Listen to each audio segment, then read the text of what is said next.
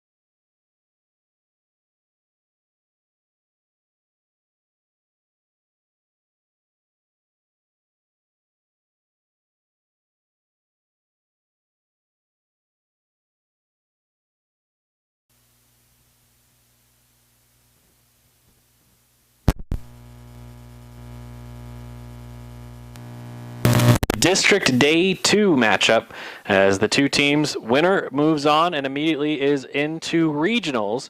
Loser still alive for regionals, but will have to take on and defeat the top team from the north. Randy and I watched a very entertaining ball game between the top two pitchers in the respective teams for St. George's and for Asotin as Devin Fry and Alex Watkins went toe-to-toe, and well, it was the Asotin Panthers finally getting a little kink in the armor of the St. George's Dragons, and it took until the 8th inning. We had to go to extra innings, and technically only just an extra inning, but it felt like we were going to go a lot longer.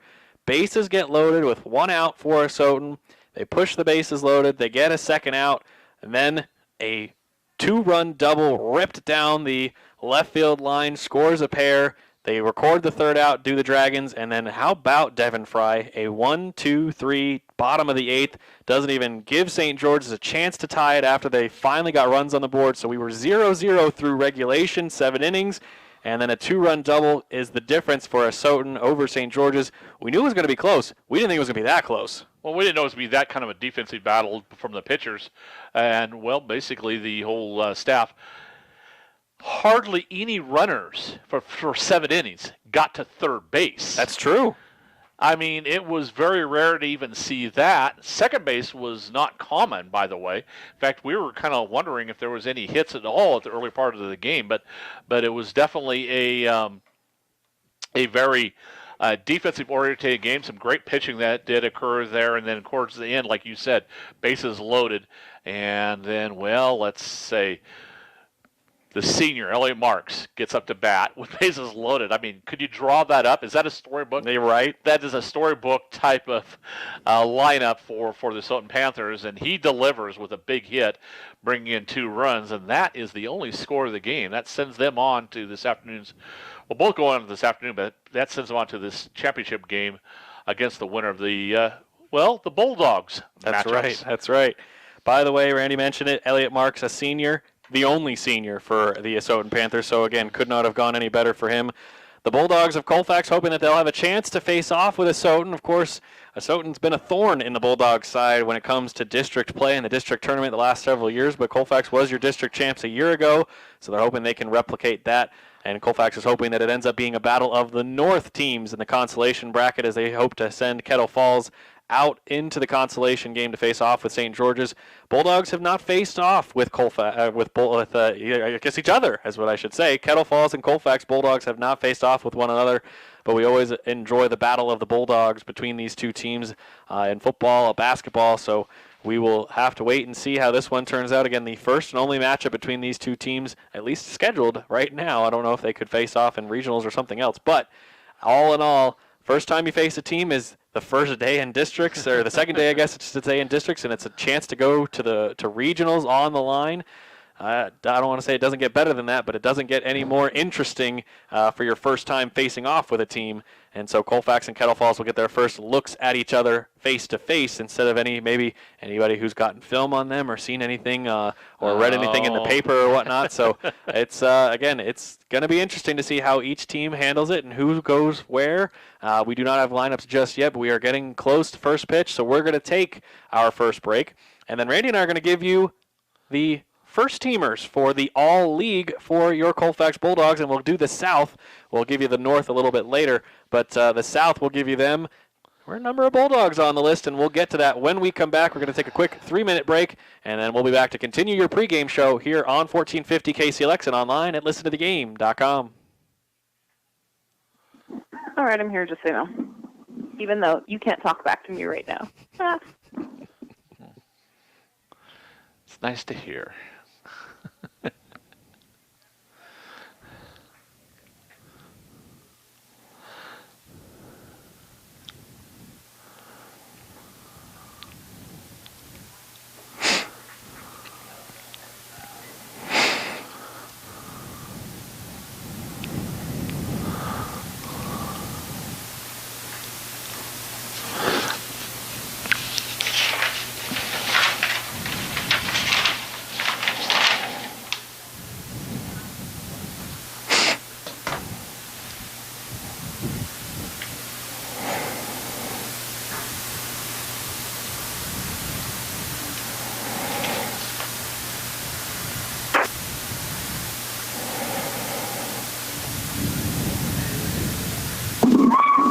Fine by me, Matthew. I'm kidding. You know I'm having fun. Oops.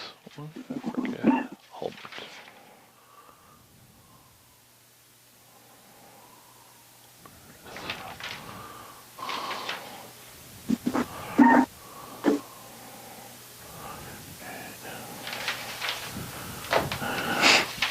Just don't say anything bad.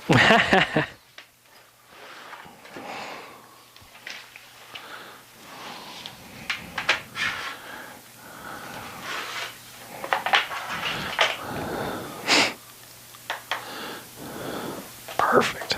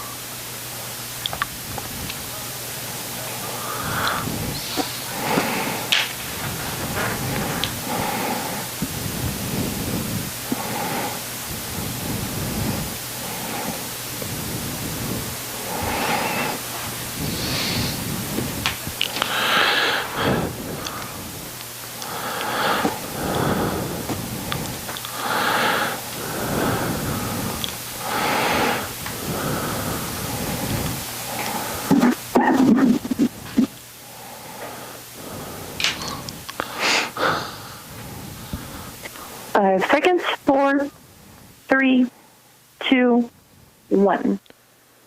We welcome you back to Medical Lake High School. Matthew Zimmer and Randy Stickle here with you as the field looks ready. The Bulldogs are in their huddle in left field as they customarily do this season as they get ready. And Parker Huber is warming himself up. He will be your starting pitcher for the Bulldogs. And, of course, your starting catcher will be Cal Gregory.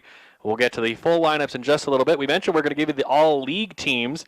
Now, the way that they do it, again, because Colfax because the North and the South are separated, they have a North first team and they have a South first team, and so that's how it kind of all shakes out.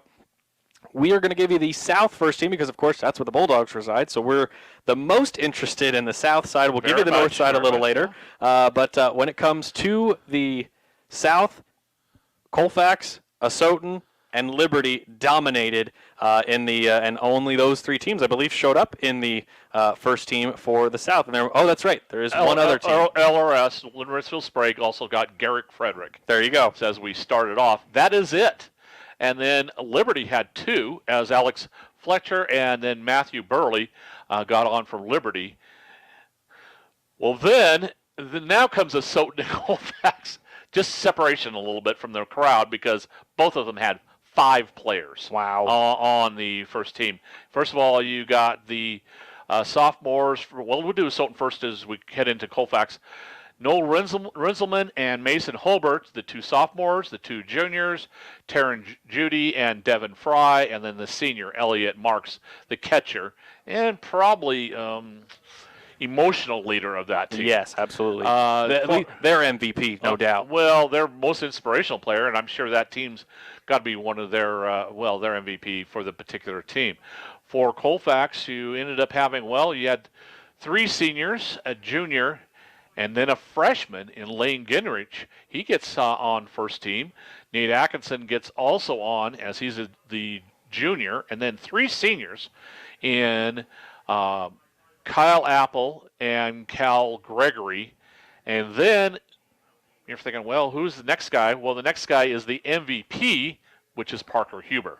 And also, just in case you didn't have enough awards on Colfax's side, also the Colfax coach. First year for him, Scott Parrish gets the coach for the South. Yes, and certainly deserving as Coach of the Year, Coach Parrish. Certainly. Just the one loss this season against a very good Pullman Greyhounds team. And the Bulldogs, again, are getting ready for their matchup with the Kettle Falls Bulldogs. And it was, again, just a spectacular season for Kettle Falls this year as they ended up earning that number 2 spot in their side of the bracket. They got their bye. They took on Liberty after the Lancers got past Davenport 10-8. Kettle Falls gets past Liberty just by 2 runs, 8-6. Bulldogs, of course, of Colfax won their matchup with Wilbur Creston 15-2. It's been a big season for the offense for Colfax, and not surprisingly with how many returners and also how many guys that have had experience on the varsity side. But not only that, a lot of the guys that haven't had a lot of experience the last couple of years or even ever at the varsity level also performing well. And you mentioned it. He's a first-teamer on the All-South team. And on the first team, Lane Gingrich, he was fantastic all season long. You got that, like here again, a freshman, and, get some of the younger players did get a lot better. When Mike Parrish retired last year, he said he wasn't going to leave the cupboard bare. No kidding, he didn't leave the cupboard bare. He left it pretty good. He not saying anything about the people that left, but there was a quality group. And when Colfax always plays Kettle Falls, we talk about the big distance between the two. They're both named Bulldogs. Right. Colors are a little bit similar, navy blue and yellow, and then royal blue and gold for Colfax, navy blue for Kettle Falls. But also, a little more interesting, just to bring something out a little more interesting, and they're interesting, the players. I see Tucker Gleason. Maybe he's injured or sick. Anyway, he is in his regular clothes out there. But anyway, nevertheless, he always stands out because he's big. He's a tall dude, yeah. He's a big dude. But anyway, both of the coaches from Kettle Falls and Colfax are alumni from their respective schools. Kettle Falls, Jeff Graves played for Kettle Falls a number of years ago under very long-term coach Mike Fredrickson. Scotty Parrish played for Colfax and under long-term coach Mike Parrish, right, and also his dad. Yes. As they introduce both the benches and now they're introducing the Kettle Falls starting lineup, Kettle Falls will be the away team, so they'll bat in the top half of the innings. We do have the starting lineups. We'll get to those momentarily. We also, I believe, have the national anthem to play, so we're going to take our last break of pregame, and then we'll get ready for first pitch between the Battle of the Bulldogs and who gets to go to regionals and face off with Asotin in the district championship game. It's Colfax and Kettle Falls next from Medical Lake here on AM 1450 KCLX and online at listentothegame.com. I am here. Forgot to tell her how long. Gonna do a couple of minutes. I can find my pen. I lost my pen. Oops. Why is that a couple of minutes? Let me do this. Okay. That's better.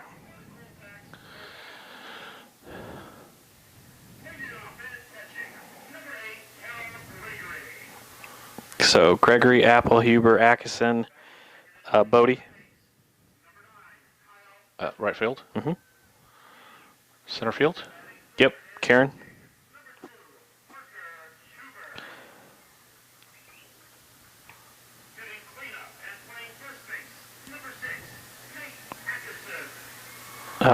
Becker. Left. Left field, okay. This is always the part that stumps me.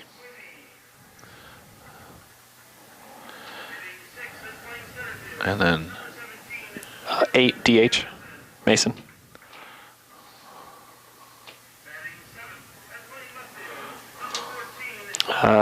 Lane. Shortstop.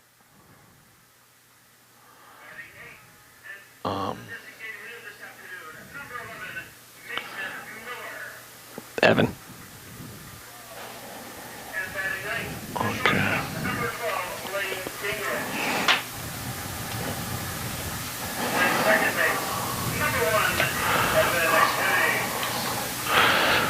Yeah, I'm assuming Kyle's at third. Yes. Sorry. And we just rattled it off. It was like, okay, if Parker's pitching, Kyle's at third. Although, he's moved around too. He was at shortstop a little tiny bit. And we'll do theirs in a little bit. I'll announce theirs, Yep. And and I'll try to keep it slow for you, but you do what you got to do because you'll be on the radio.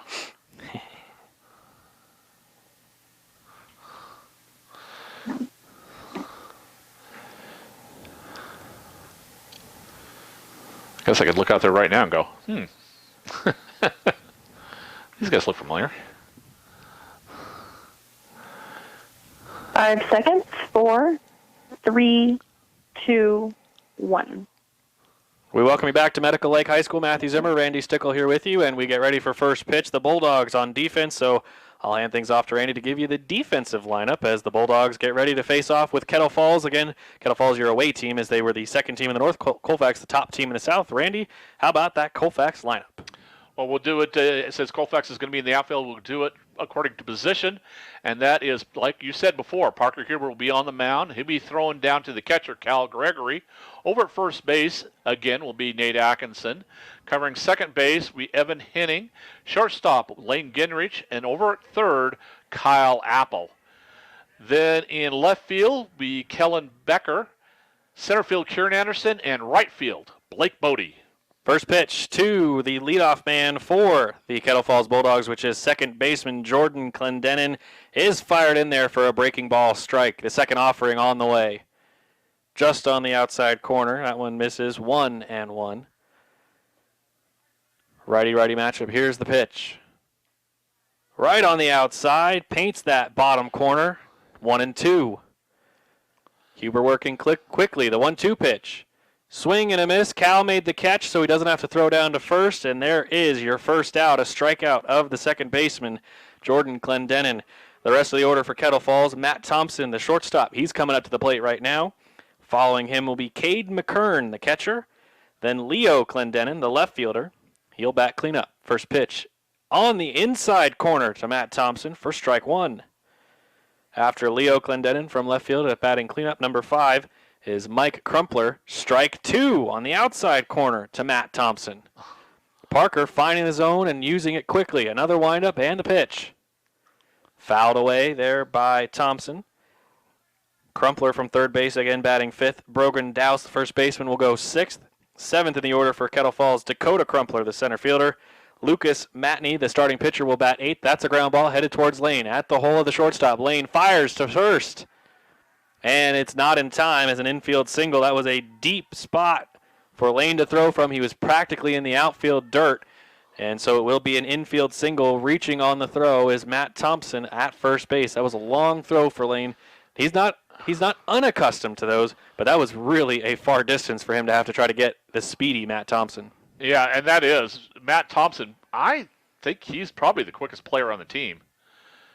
First pitch is outside to the right-handed McKern. Because we played this very same team and this very same field last year. That's right. And I think maybe even 2 years ago. From the stretch, the 1-0 is perfectly placed at the bottom of the zone, at the knees, in the middle of the plate. 1-1 to the catcher. Again, Cade McKern batting here in the third spot in the order for Kettle Falls. Parker checks back at first where Thompson resides. The 1-1. Ground ball headed towards the third baseman. It's Kyle Apple up with the ball to second, now to first, and bobbling it was Evan Henning. He did get the out at second, so the force out is completed on the 5-4 put out at second base for out number 2.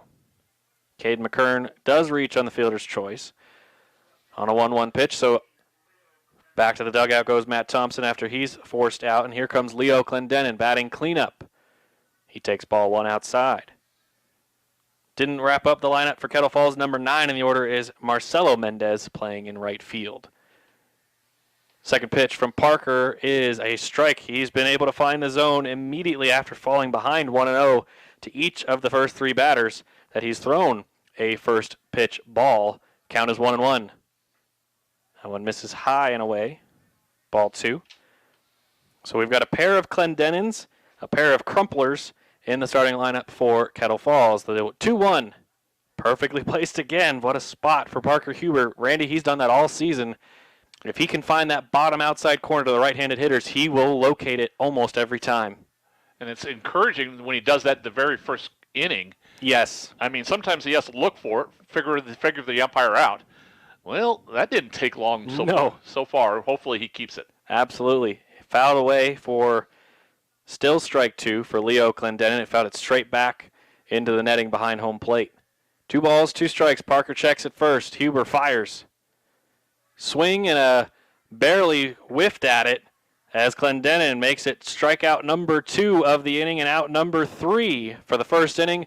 Top half of the first complete. Colfax will come up to bat. Gregory, Apple, and Huber. When we come back, District's Day 2, Colfax and Kettle Falls trying to get to the district championship game. And bottom of the first when we come back here on 1450 KCLX and online at listentothegame.com.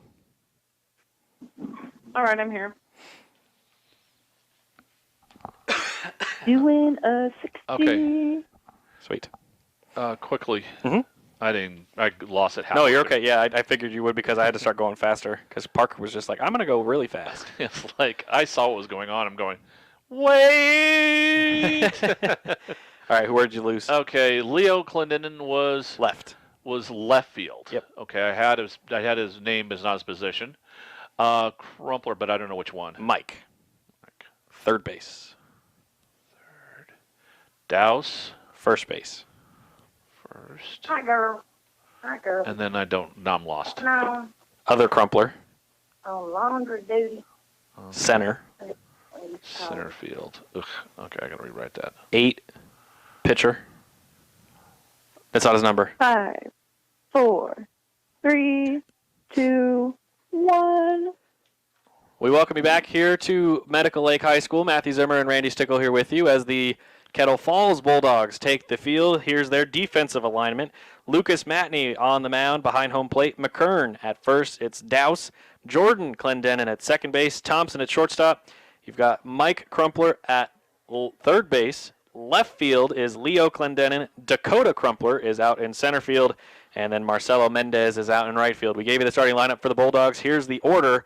Cal Gregory, of course, leading things off. The senior catching and leading off. Kyle Apple batting second from third base. Parker Huber, the pitcher, will bat third. Up high and tight to the right-hander for ball 1. Atkinson will bat cleanup and from first base. Fifth in the order, Blake Bodie from right field. Kieran Anderson, your center fielder, batting sixth. Kellen Becker will bat 7th from left field. Another one high and not quite as inside, but ball 2 to Cal Gregory. Batting 8th from the DH spot, it's Mason Miller. He's hitting for the second baseman, Evan Henning. And batting 9th will be your shortstop, Lane Gingrich. As that's your starting lineup for the Bulldogs. Cal Gregory takes strike 1. That one looked almost eerily similar to the first two, just a little bit lower, so that one does find the inside zone. That's going to be a second one right at the knees.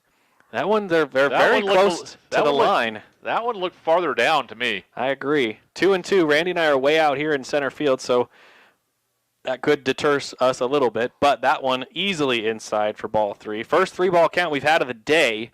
Yes, I know we're only in the first inning, but that means that Parker Huber did not have a single 3-ball count. His highest was 2-2. Here's the pitch, the payoff. Inside and high. Cal Gregory works a leadoff walk. How many times have we seen Cal get on first to lead off a game? It's probably been too many to count over his 4 years, but Cal Gregory leads off the first with a walk, and so we'll see how long he stays at first base. Yeah, those guys at short and second should be paying attention right about now. They should be a lot closer than they are right now. Second base is ready to run, but Thompson is not as interested in going to cover second, but Jordan Clendenin is more than ready. The pitch. Kyle pops this one up toward the toward the right side, and it's going to be caught by the second baseman. So I guess Jordan Clendenin was in the right spot as it's a pop out to second base on the first pitch. That is out number 1. So after seeing a full count of pitches for Cal Gregory, Kyle went first pitch swing, and Apple is back to the dugout with 1 down. Starting pitcher, Parker Huber digs himself in, the right-hander, facing the right-handed pitching of, again, Lucas Matney.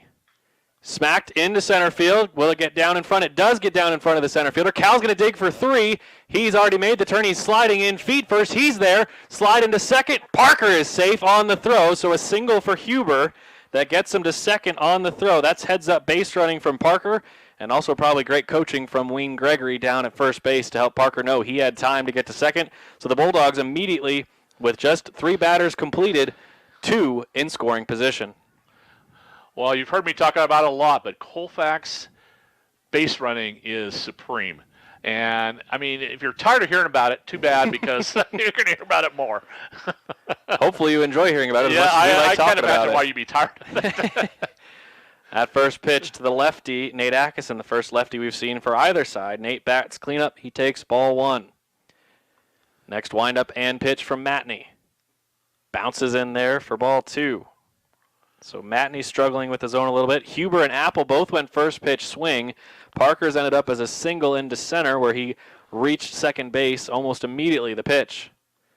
That one is fouled away into the parking lot. Couldn't tell if it hit any of the cars, but it is the first strike to Atkinson. Bodie on deck. Blake has been stellar this season out in right field. He's got a home run to his credit this year. So does Nate, who's still at the plate. 2 balls and a strike, 1 out, 2 runners in scoring position. The pitch. Outside to the lefty, ball 3. First base is open, but with only 1 out, already Lucas Matney working himself in and trying to work himself out of trouble. The 3-1. And now the bases are loaded. So now the one benefit to that for Kettle Falls is that does put a force out everywhere, so if a ball ends up in the infield, they could try to throw Cal out at home. That could be trouble, though, because Cal is one of the fastest players in the league, both north and south. Certainly, yeah, and one that anticipates well, too. Yes. Not just feet-wise. Feet-wise, maybe yours guys got close, but mentally, he anticipates so well. The IQ for Cal when it comes to baseball, one of the highest. Gregory turned that into a chance to go play at Big Bend Community College. That's where he'll be next year. That first pitch looked way inside, but it's called strike 1 against Blake Bodie. It's a tough one for Blake, but as we've seen him a number of times, he says, I don't mind. Here we go. Grab some dirt, rub it on his hands, and re-grip the bat. Not enough dirt. And that's that one was borderline. Strike 2. Another one called. Bodie, some more dirt. Regrips the bat, 1 half swing. And he fights his way. He's ready to go. But he can fight his way back. He does that commonly, too. From the windup, the 0-2. And all 3 pitches painted in the almost exact same spot. Bodie goes down on strikes, and he goes down looking. That was as good of a batter that we've seen for Lucas Matney face so far. Good morning, good afternoon, and good night. All 3 pitches right in the same spot on the inside corner. 2 out, bases loaded. Ground ball, foul right into the dugout. That pitch fouled away by Kieran Anderson, the center fielder for the Bulldogs. Kieran's had an up and down season, more up than down lately. Been performing well from the plate. Bulldog center fielder takes 1 tap of home plate and twirls the bat to his shoulder. From the windup, here's the pitch. Kieran pops this one up, headed towards the left side. Trying to track it down is the third baseman, Mike Crumpler. Got it. Bases loaded. The Bulldogs are left stranded as they're unable to bring any runs home. We're still tied at 0 through 1 inning. Back to the mound and the defense. Go the Bulldogs when we come back here on 1450 KCLX and online at listentothegame.com. Here.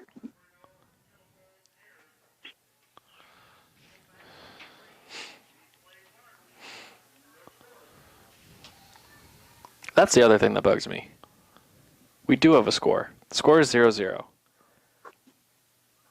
Bob said we have no score. Oh, I wasn't listening. I was concentrating. I'm still not sure I got finished on this thing. You did not. 2, 3, 4. Matney is 8th. 9th in the lineup is Marcelo Mendez, right fielder.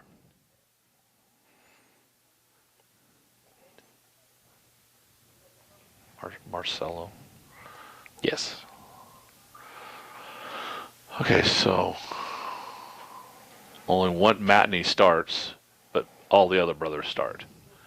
Okay, got it. Who's the other Matney? The sophomore Carter.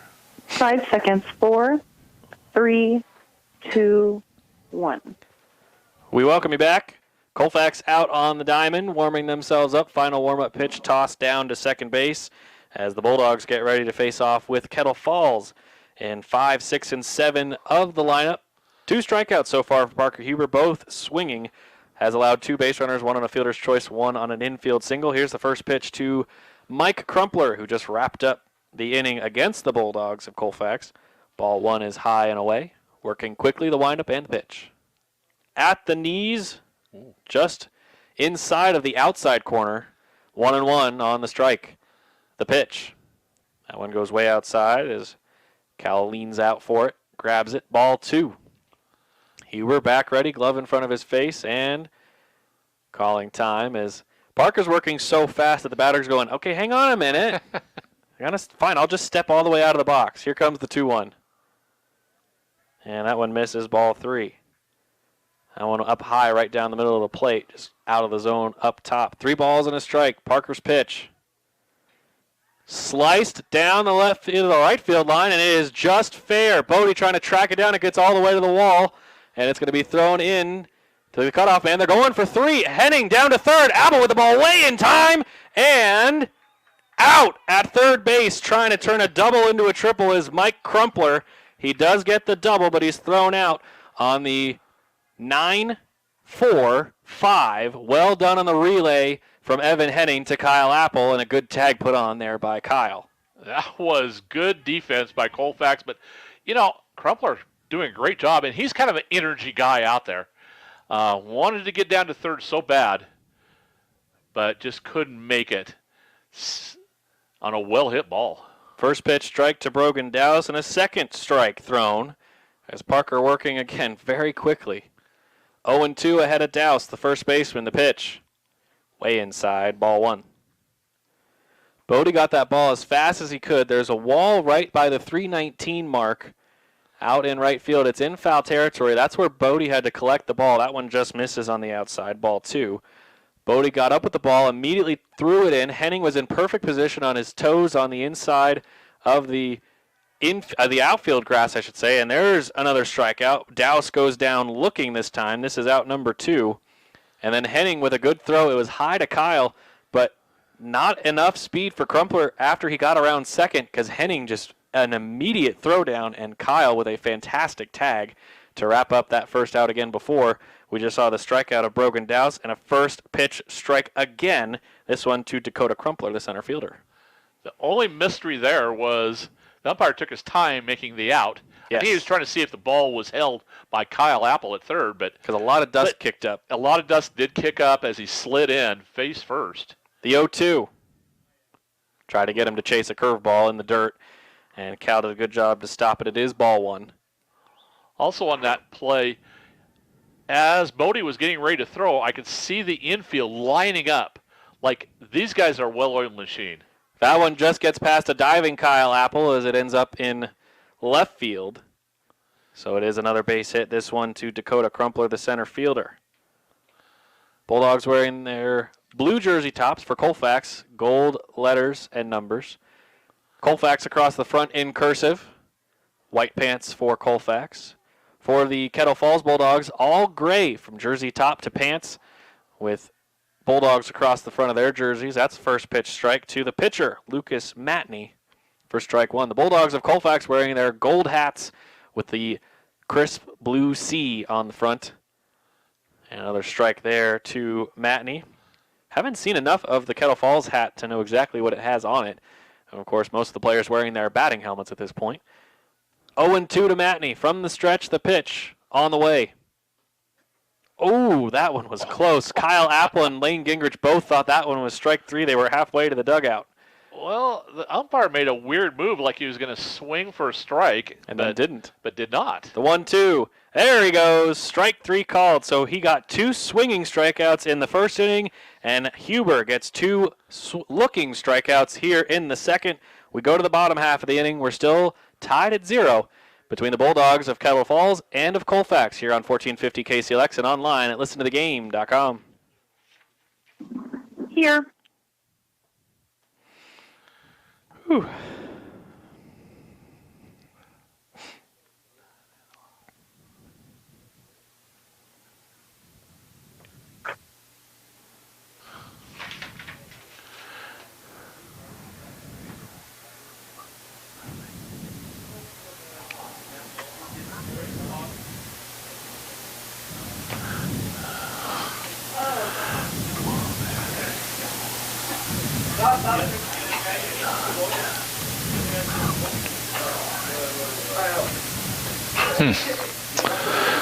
Consistent. Man, he's good. Parker. I do like it when he starts off solid. Yeah. 5 seconds. 4, 3, 2, 1. Welcome back to Medical Lake High School. Matthew Zimmer and Randy Stickle with you as the Bulldogs from Colfax tied at 0 after an inning and a half with Kettle Falls.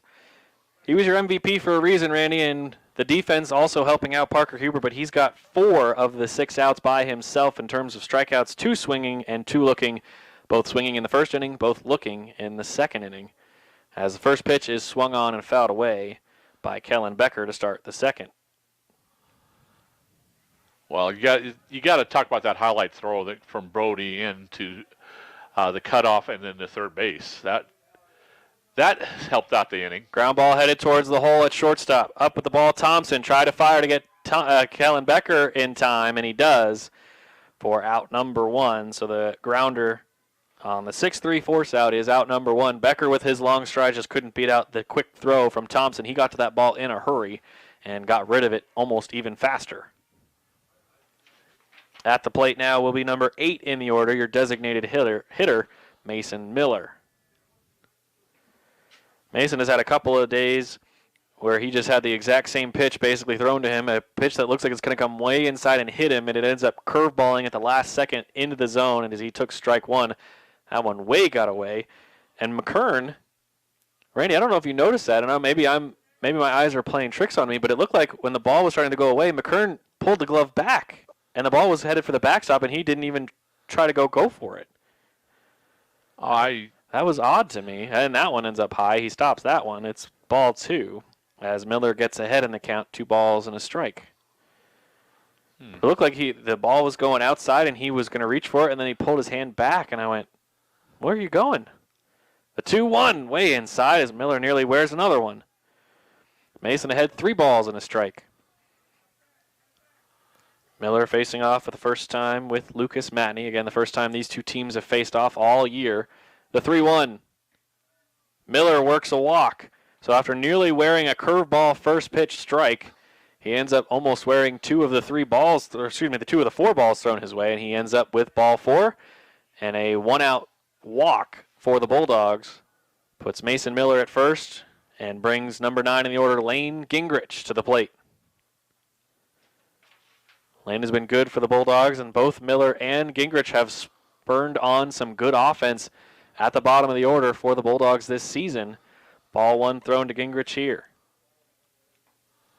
Against a Soton, they got both games scoring going in terms of Miller and Gingrich in game 1, and then just Lane by himself in game 2 helped get it going, because right at the bottom of the order, there's a smack towards left center field. Coming in the left fielder, not going to get there. Getting to second is Miller, no problem. That ball is thrown way past every cutoff man by Leo Clendenin. And it's Miller into second off of the single from Lane Gingrich. So the Bulldogs have their second hit of the day, and it puts runners at first and second. For the man with a plan, Cal Gregory, your senior, the second time through the order, starts in the second inning. Cal stranded at third his first time at the plate. He walked and then got all the way to third before being stuck there with a couple of outs to end the inning. The bases loaded at that point. Ooh. Cal, similar to Miller, nearly wears the first pitch he sees. This one is ball 1. This one did not curve back into the strike zone. Deep playing are the 3 outfielders, the 2 right in front of us. Randy and I again out in center field. This one hit off the end of the bat towards first base. Oh, that is unfortunate. Caught right in front of the first base dugout. Cal pops out to first base. That is out number 1. Kyle Apple will now step to the plate. And he popped up to the second baseman earlier in the first inning. Deep into shallow. It was deep for the second baseman, but it was into shallow right center field as the first pitch is strike 1 to Kyle on the inside corner.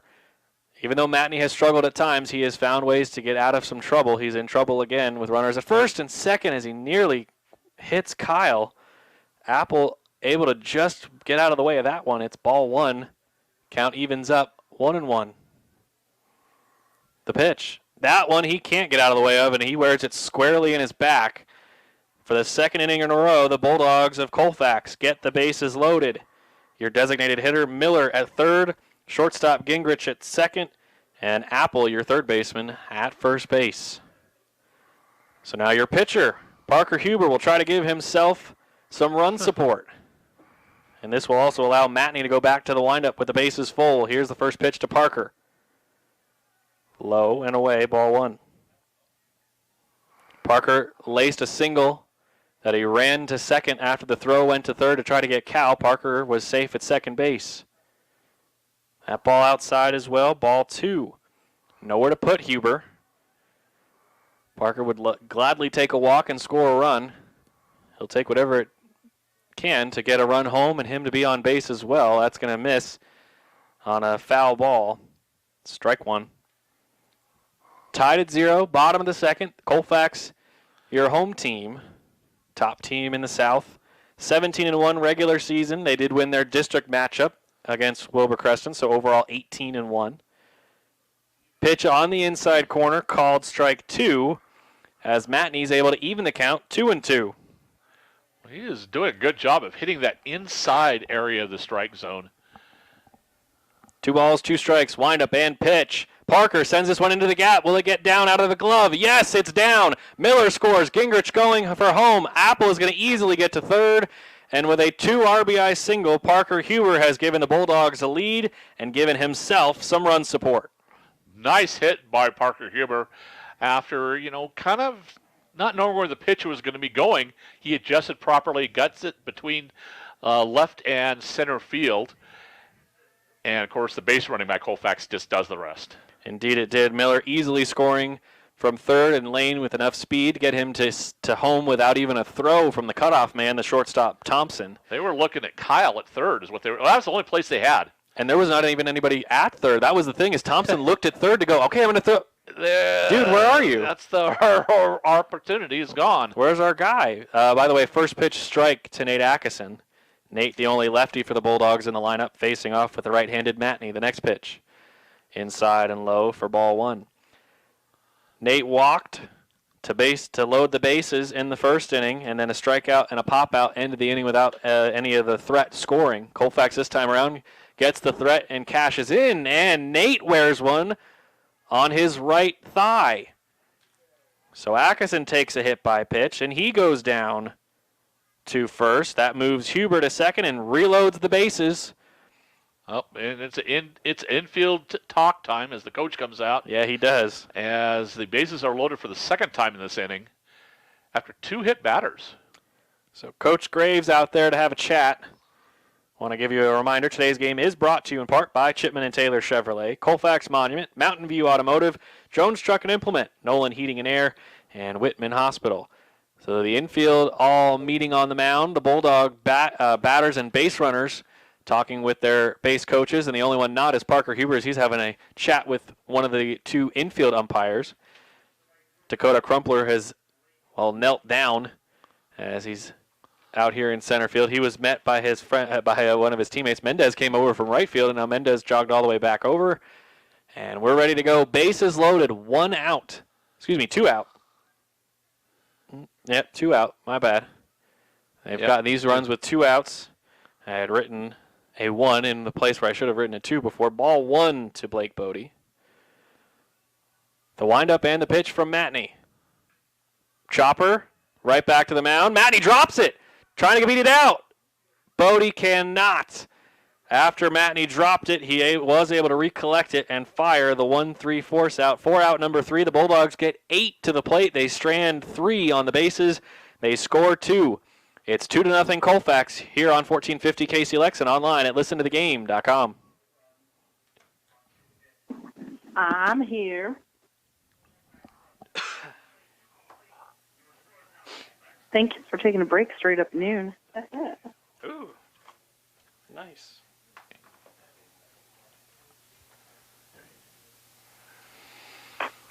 That was in my favor. That would be 34.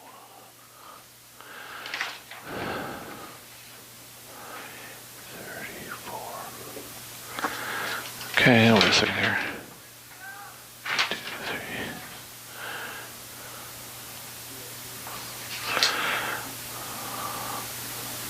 Back to the top, huh? Nope. Mendez never got up.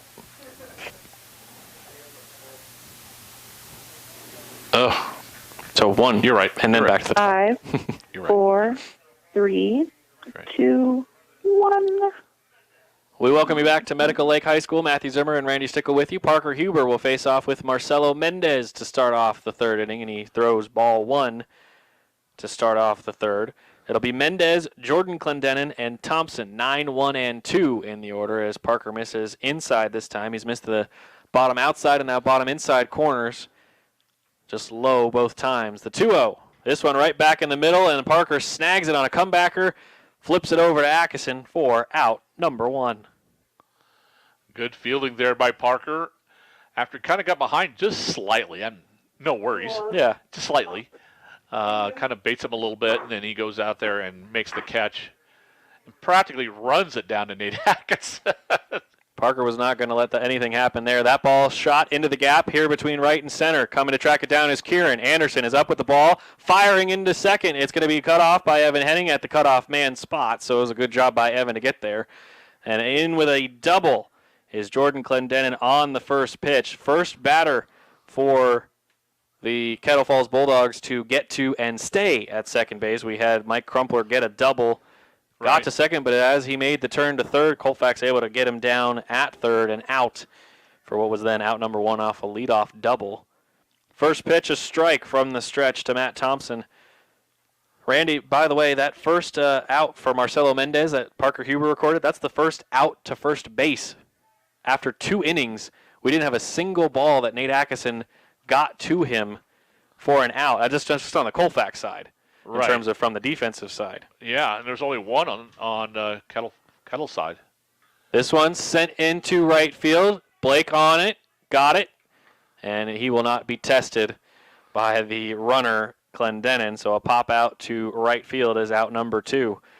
I found that just a little odd that through 2 innings, Colfax didn't have a single routine play to first. It was a base hit and a fielder's choice that got an out at second. And then it was the relay from 9, Bodie to Henning to Apple that also got an out. But we had not had Nate Atkinson help record an out yet, which is odd because because he's so steady over there. Exactly. He's usually a guy you see having the ball a lot. Exactly. Just it didn't happen to work out. First pitch, a ball to Caden McKern, the catcher. Second one is lined right into the netting in the fence, right behind. Actually, that might have been caught by Leo Clendenin as he fired a ball right back to Parker Huber, so he might have had that ball come right to him. It's a foul ball. It's strike one. The runner at second staying there and now takes his lead. Strike 2 on the outside corner. McKern, the catcher, grounded into a fielder's choice. It was a double play chance. Colfax could not turn it. Evan Henning had a tough time getting the ball out of his glove, but it did not result in any runs for Kettle Falls. That one gets away from Cal off the end of his glove, and getting down to third is Jordan Clendenin, the second baseman. So he gets to third on a wild pitch. As that one bounced way in front of home plate, Cal just tried to do his best to get it, and it ended up off his glove, which just made it worse, unfortunately, for the Bulldogs. It makes it 2-2. Here's the pitch. Misses that one. Full count for Caden McKern, the catcher. He's trying to reach so that the other Clendenin, Leo Clendenin, can come to the plate. Jordan Clendenin down at third. Swing and a miss. So Parker Huber gets another strikeout. That's number 5, his third one swinging, and it is out number 3. We'll take a break. When we come back, the Bulldogs of Colfax will start the bottom of the third with their center fielder, Kieran Anderson. And we'll be right back here on 1450 KCLX and online at listentothegame.com. Here. Both pitchers are pitching very well. I mean, I know that Matney has had runners get on, but it feels like they've been very quick innings. Maybe not pitch count wise, but That's 46 after 3 for Parker, okay. and it's 41 after 2. Okay, so maybe I'm off a little bit then because it doesn't feel like it's been that long. Well, the second inning, there was quite a few pitches because a lot of people got up. Yeah, that's true. We went through 8. A lot of batters came up, but we've had, how many full counts? Cal was right off the bat. Since then, not so many. Colfax has only had 3 3-ball counts. Parker's only thrown 2 3-ball counts. Yeah, that B, you can stay out. Where? 5 seconds. 4, Okay. Over here now. 3, 2, 1. We welcome you back here to Medical Lake High School. Matthew Zimmer and Randy Stickle with you. The Bulldogs up this inning, due up 6, 7, and 8. Kieran Anderson, your center fielder. Kellen Becker, your left fielder. And the designated hitter, Mason Miller. So the Bulldogs, again, 6, 7, and 8. If they can get to him, Lane Gingrich would be the 9th man in the batting order. And the shortstop, he would be the 4th one up in this inning. The first pitch from Lucas Matney in the third.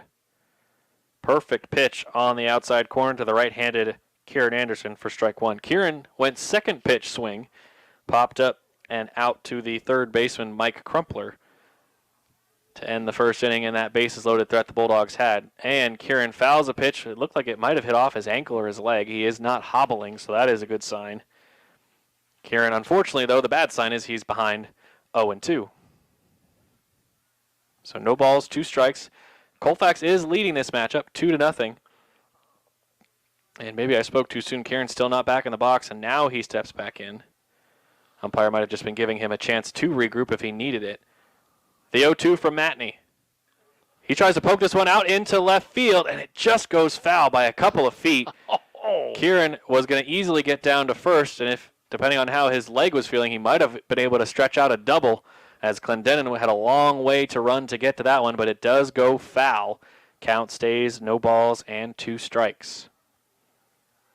That ball was well hit, and like you say, that was Outside part of the plate, strike 3 about chest high. Out number 1.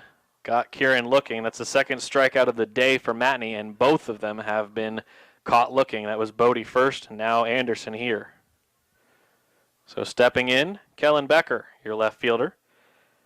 He grounded out to the shortstop on a 0-1 pitch. Kellen watched that one patiently and is rewarded with ball 1 inside. Matney's pitches, Randy, I know we're all the way out here in center field, but it looks like a lot of late movement from his pitches as ball 2 goes all the way to the backstop on a wild pitch. 2 balls and no strikes. I see what you're talking about. We don't have even close to the best distance or angle, but, you can see there's movement. Especially, and it kind of looks like it almost hops and jumps around when it gets close to the batter. Kellen with a swing and a drive deep into left field. Clendenin going back. This one is going to drop over his shoulder. Kellen is digging for 2. Clendenin going to fire it back in from left. Get it into the shortstop Thompson, but a 1-out double for Kellen. Becker puts the Bulldogs with a runner in scoring position for your designated hitter, Mason Miller. Well hit ball by Kellen Becker. We know when he makes contact, he can get it up in the air. And he loves the left side of the field, whether it be foul or fair. This one was fair, and that worked out well for Colfax. Certainly did. First pitch to Mason, grounded towards the shortstop. Thompson up with the ball. He's going to fire it over to first and in time to get Miller. Mason trying to move Kellen over, unable to do so on the first pitch swing, so he grounds out to short, and now coming to the plate is your shortstop, Lane Gingrich. Lane reached on a base hit on a 1-0 pitch. He would later score thanks to the 2 RBI single from Parker Huber. That's the difference in the ball game right now. Bulldogs of Colfax up 2-0. Inside ball 1 and low. By the way, I haven't given you the dimensions of the field. Don't know how far center field is, but we can give you the lines for left and right field. Down the right field line, 319. Down the left field line, 335. Kellen hit it into the deepest part of the park other than straightaway center field. Here's the pitch. Outside corner strike. That previous pitch, Lane had a duck. He did. He had a duck. That was going right for his head. And it nearly hit the bat. Yes. Which we've seen a couple of times. Lane grounds this one towards shortstop again. Thompson up with the ball, trying to get Gingrich. And he was off the bag. Lane is safe. After the throw, pulled Douse off the bag, so the Bulldogs keep the inning alive. Becker is at third. I think that's a hit. I'm going to give him a hit. I think he earned that one. That was way too close, and it was not a very easy throw and catch. And it's hard to give Thompson an error, so I'm going to reward Lane. I'm going to give him a hit. Done. Boom. And that also moves Kellen Becker over to third. Runners are at the corners. For the top of the order back at the plate, Cal Gregory, 3 innings, 3 plate appearances. He's there right now, took ball 1. Cal checks down at third, and Coach Parrish, Scotty gives him the signs. Cal digs back in, the 1-0. Right back up the middle, trying to get to second is Lane, trying to charge for first. Cal almost got there, but they do get the out on a good stretch from Brogan Douse. Out number 3 recorded. The Bulldogs threaten, but aren't able to score any runs. 2 hits. No runs, no errors, and the Bulldogs strand 2. It's the Bulldogs 2-0 as we go to the top of the 4th. Colfax taking on Kettle Falls here in the district tournament here on 1450 KCLX and online at listentothegame.com. All right, I'm here. Cal's had a couple of them. You're just like, ugh.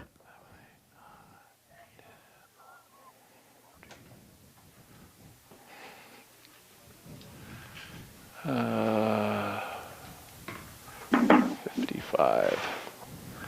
55 after 3. Actually, that's too much. I don't want that B getting in here. Yeah. I'll suffer with a So little... we're going to go with that right now. Ah! I'll suffer with a little bit of heat. It's not that bad. Next game, I'll change. I don't want to hear about it. All right, we're just going to finish this one.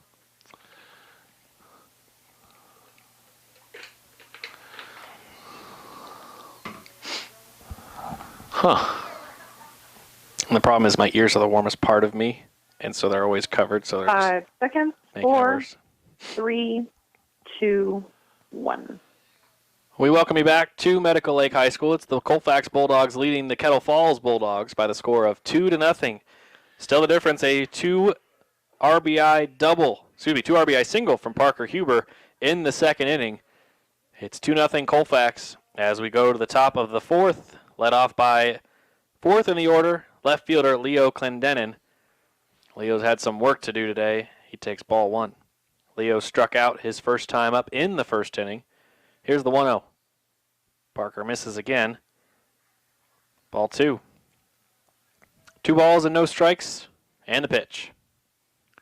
Found that bottom outside corner like he's wanted to the last couple of pitches. Makes it 2-1. Parker again quickly from the windup. Missed outside and high, ball 3. I don't think he's rushing, but I don't think we've seen Parker pitch this quickly this season. I could be wrong. At least the first 3 innings he's moved very quickly. Yeah. 3-1. Popped up out of play behind home plate. And almost into, I believe that's the softball field over there. I don't know what's over there. I think that's just a field. Just a field between the school. The payoff is inside and plunks Clendenin on the arm. The first hit by pitch for Parker Huber is a leadoff hit by pitch, so that puts a runner down at first for number 2 in the order for this inning. Again, 4, 5, and 6 are due up. Clendenin, Mike Crumpler, and Brogan Douse. So now with 1 on and nobody out, Parker will face Crumpler. He fires back to first, and safe there is Clendenin. Kind of an awkward run back to the first base. Just able to get there, though. Does get it done. The pitch. Popped up. This one playable. For a moment, Cal tried to see if he could get it. Gave it a good long look, and it ends up out of play behind and over home plate. Popped up, face mask on. We've seen this so happen so quickly.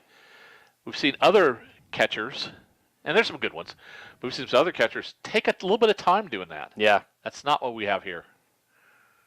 Strike 1 is met with ball 1. Count evens up a ball and a strike. Very close. Looked like a strike to yours truly. And pick off to first. No. Safe under the tag is Clendenin. Parker back with the ball from the stretch. Checks over his shoulder. He's ready. And time called. That was not a lot of time for Crumpler to need time called, but he does it nonetheless. 1-1. Huber set from the stretch. The pitch is fouled off for strike 2. That was an awkward one, Randy. I think it just hit off of the bat and then hit off of Cal somewhere as it ended up just dying right around home plate. Yeah, it's hard from this distance to see exactly where that ball went. A ball and 2 strikes, the pitch. Swing and a miss. Down to first. Nate has to snag it. It nearly hit the first base coach. Good job by Atkinson. Another strikeout. Crumpler goes down swinging, is out number 1.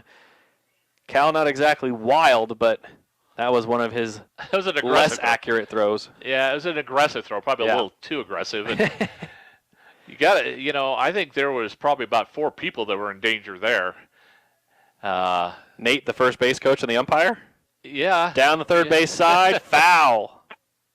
Trying to bunt his way aboard is Douse. He tried to get past Kyle Apple. It was going so fast it hit part of the infield grass and hopped foul. Strike 1 to Brogan Douse. He struck out looking in the second. Parker ready from the stretch. He checks back at Clendenin. Finally getting back in the box is Douse. Bat jumping up and down off his shoulder. The pitch. Low and away. Cal snags it with no problems this time. 1-1.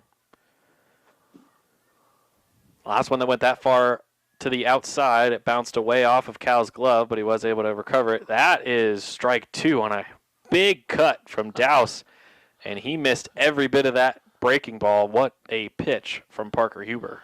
He was leaning, well, not at a 45 at the end of it, but he was leaning at a pretty good angle. The 1-2 is stuffed in there and smothered by Gregory. Cal takes that to make it just ball 2. No chance for Clendenin to run, so he's still stuck at first right now. 1 on, 1 out, 2-2 pitch. The pitch on the way outside, filling the count. 3-2. Just the second full count for Parker. His second in as many innings. Had 1 in the third and now 1 here in the fourth. He's had, 1, 2, 3, 4 total 3-ball counts today. The payoff. Laced down and foul to the dugout.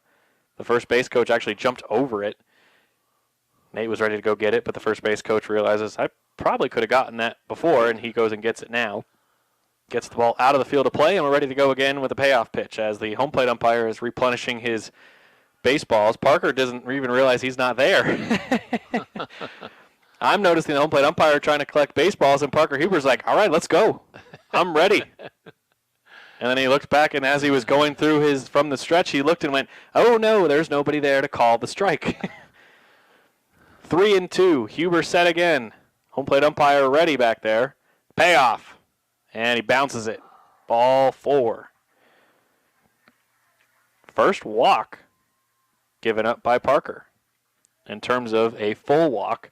Of course, he did hit Clendenin with a pitch on the 4th, what would have been ball 4, but did go officially down as a hit by pitch. This one, the first base on balls for Brogan Dowse. So runners at first and second. And they're both in this 4th inning. That's right. Long look, and now he fires. This one grounded towards third. Apple to first. That's out number 2. And Kyle did not want to risk trying to get a double play, so he just went for the easy one as he throws out Dakota Crumpler. That does move the 2 runners up, but there now are 2 outs. 5-3 is your put out from third to first, excuse me. At the plate, Lucas Matney. That first one from Parker goes outside and low. Matney was a strikeout victim. He went down looking. Huber, the 1-0. Up and in, ball 2. Runners at second and third. Parker trying to get out of the jam. Matney trying to give himself some run support. Swing and a miss, strike 1. Parker takes his hat off, wipes his brow. Ready to go again. 2 balls and a strike. Bottom of the zone, got him, strike 2. Evening the count, 2-2.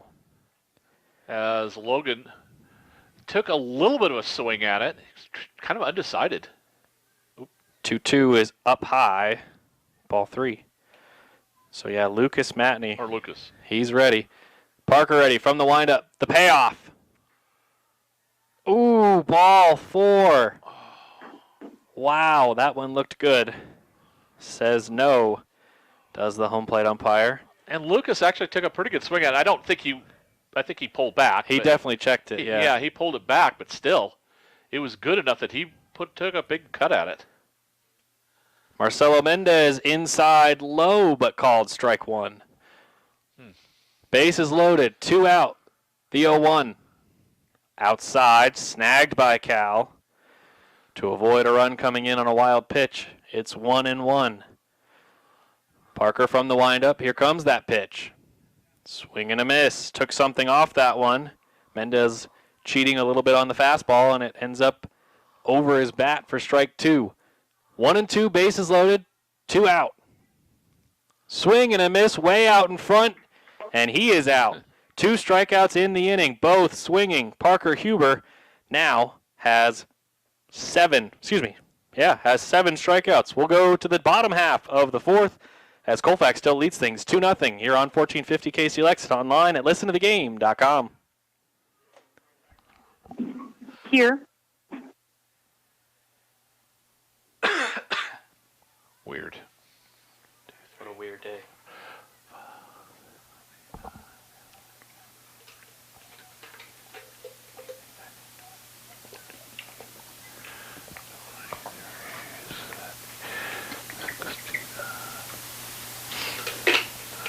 Oh, no. Yeah, 69. All right. Yeah, I was going, oh, no, he's in danger already. Yeah, no, I didn't add that up right. Somehow I added that 23 twice. I'm going, man, he's up in the upper 80s? How's that? How did that happen? Oh, my God. Well, wait a second here.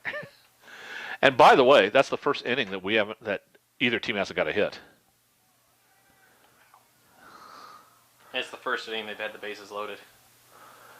Yeah. Well, For We them. have 3, right. 2, We'll talk about that. 1. Welcome back. Bottom of the 4th. Colfax, 2-0 lead over Kettle Falls. Final warm-up pitch complete for Kettle Falls pitcher Lucas Matney. Bases got loaded for Kettle Falls, Randy, and you brought an interesting tidbit up about how they got the bases loaded. no hits. In fact, that's the first inning that neither team, for either team, has always got a hit in every half of an inning. That's the first time that has not happened, and yet they've loaded the bases up. By the way, Colfax has loaded the bases up twice and had 2 on the other time. Swinging first pitch, running down to first and out at first is Kyle Apple, as he's retired by his third base counterpart, Mike Crumpler. 1 pitch, 1 out. Kyle's done that twice today. First time he popped up to second. This time he grounds out to his position on defense. Yeah, he's not been very patient. Only 3 pitches in the second inning, and he was hit by it. Yeah. First pitch to Parker Huber. Perfect breaking ball on the inside for strike 1. Parker has a pair of singles and a 2 RBI single to help give Colfax their current lead. The 0-1. Down and bouncing into McKern for ball 1. McKern doing a good job of bring that ball back up again, trying to a little framing of it. Yep. The 1-1. Parker slaps it towards the right side. He's going to have to beat this one out and off the bag, and Parker is safe because the first baseman couldn't handle the throw. Parker trying to get to second. The throw is in time to Thompson. Did he get him? Yes. Parker saying, I was under the tag. And the infield umpire says, nope, you were not. So shortstop, after the third baseman retired the third baseman, the shortstop retires the shortstop. On the tag, Parker is out trying to stretch his errored first base reaching into a chance at second, but he is out number 2 on the 2-3-6. Fouled down towards the first base dugout for Nate for strike 1. Nate's reached twice, hasn't had an official at-bat yet. He's got 2 plate appearances. He walked and was hit by a pitch. Stranded at first both times. So the lefty for the Bulldogs has been some trouble for Matney. Hasn't been able to find the zone enough and has found the back of Atkinson once. The 0-1. This one straighter. This one ends up fair. Perfectly done. And how about this, Randy? They're retired basically by their counterparts. Of course, Huber, your starting pitcher, but he's also plays a good shortstop as well. Third baseman retired by the third baseman. First baseman retired by the first baseman. And the pitcher retired by the shortstop. It is out number 3, the first 1-2-3 inning for either side as the Bulldogs are retired in order. We'll take a break. When we come back, Colfax still leading 2-0. Huber on the mound will face the top of the order when we come back on 1450 KCLX and listen to thegame.com. I'm here.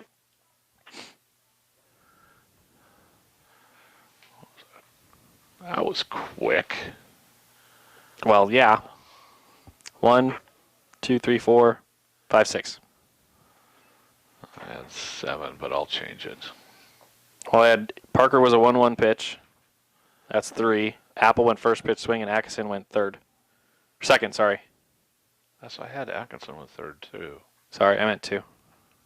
Oh, wait. You're probably right. Something's wrong here. I got You're right. scribbles all over 2-7. this. 2-7. Okay.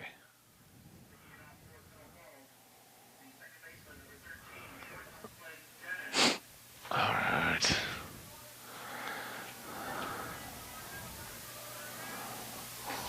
Whew. All right, 5 seconds. 4, 3, 2, 1. Welcome back to Medical Lake High School. Matthew Zimmer, Randy Sticko with you as Jordan Clendenin in there for the third time. And we'll go through the order the third time starting now. First pitch was a strike. Second one was up high. The second one, Clendenin goes big swing and miss, and he goes hopping mad at himself for missing that one. 1-2 the pitch. Way out in front of home plate. It bounces, and it ends up off the chest plate of Cal. 2-2.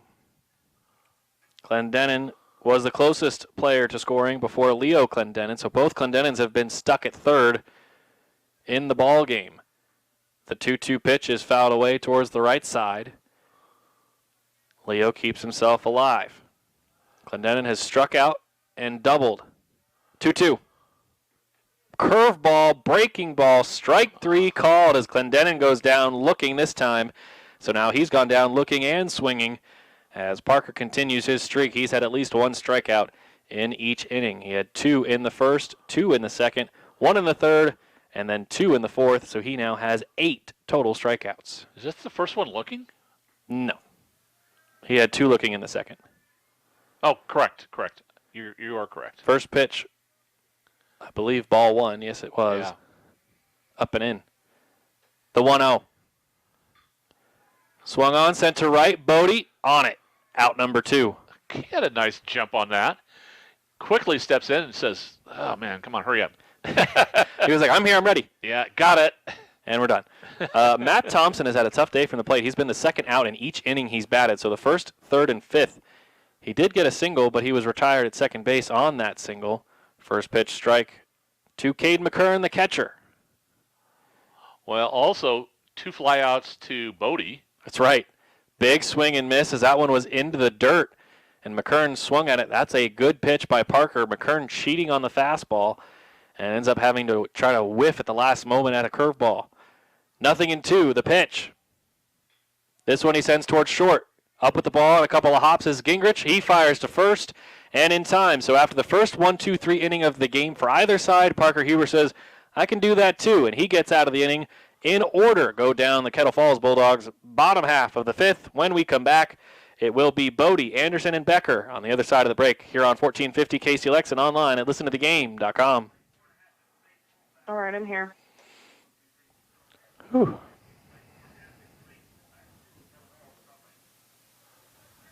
We're starting to get up there a little bit. It's 80. 0-0-0.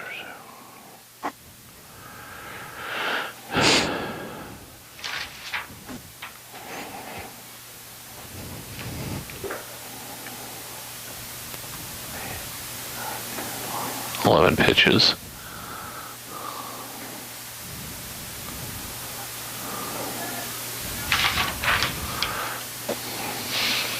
Leo, what are you doing? What? I missed. Crumpler threw him a ball, like up, so he could, catch it, and he went like this. And he dropped it. Oh, who was the other guy that used to do that? 5 seconds. 4, 3, 2, 1. We welcome you back to Medical Lake High School. Matthew Zimmer and Randy Stickle here with you. 2-0 Bulldogs of Colfax as they'll try to add to their lead. Your 3 due up, Bodie, Anderson, and Becker, the 3 outfielders for Colfax up this inning, and that is ball 1 to Blake. Randy, usually through 5 innings, we'll take a look at your unofficial pitch count. What do you have for Parker Huber so far, as he has pitched through 5, McCurran not quite yet, or Matney not quite yet. 80 for Parker, and, well, Matney is right now sitting at, he's had 2 pitches, right? Yep. And so it'd be 65. Okay. 1-1 is the count to Bodie. Here's the pitch. Down the third base line. Fair ball. Bodie going from second. He's going to dig for 2. Clendenin barehands it up, but the ball is going to get it into second, but Bodie is in with a sliding feet first leadoff double. Well hit ball going down that left side. We've had a couple go down there. One foul by a couple inches. This one fair by a foot. Yeah. And maybe, I don't know. That's a big foot, though. They might have hopped over third base, to be fair, as I checked with the third base umpire because I just couldn't quite tell, and he goes, yes. I wasn't guaranteeing that one at all. Absolutely. That was a tough one to peg as Kieran Anderson takes an inside called strike. Kieran has been up in the first, third, and now here in the fifth. Popped out and struck out. He'll try to get an RBI with Bodie at second with nobody out. The 0-1. He sends it down the third base side, nearly took out the legs of his coach.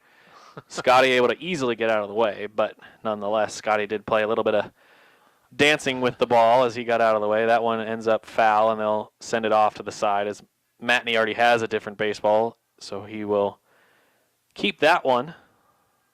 0-2 for Kieran, facing Lucas Matney. The pitch. Whiffing at that one, a great breaking ball pitch for another strikeout for Kieran. This is his first one swinging. He's gotten Kieran twice and just one other batter throughout the day. That was Bodie. So 3 strikeouts for Matney. 2 times it's been Anderson. So he will now move things to Kellen Becker, your left fielder. The pitch. Kellen sends this one towards first base and caught. Out on a pop out to first. Dowse with another spectacular grab. He got one against Cal in the second inning, and now he gets an even prettier play as he retires Becker on the first pitch in foul territory. So all of a sudden, with a double let off, back-to-back outs. So Mason Miller will try to move the line along. First pitch from Matney. Bounces in, gets away from McKern, and easily into third base is Bodie off of the pass ball. Well, if you can't get there by hits, get there by just taking your opportunities when you get them. And the Bulldogs, we mentioned their base running, but not just good base running, opportunistic as well. Certainly took that opportunity. It's ball 1 to Miller. Here comes the windup and the pitch. Outside, ball 2 to Mason. Mason reached in the second inning on a walk on 5 pitches. He would score. So would his partner right behind him, Lane Gingrich. The pitch. Just a little chopper back to the mound. Matney throws it and caught by Dowse for out number 3. So the Bulldogs get a runner to third, and Bodie is stuck at third to end the 5th. Colfax 2, Kettle Falls 0. We'll take a break and come back for the top half of the 6th. On the other side of the break here on 1450 KCLX and online at listentothegame.com. I'm here.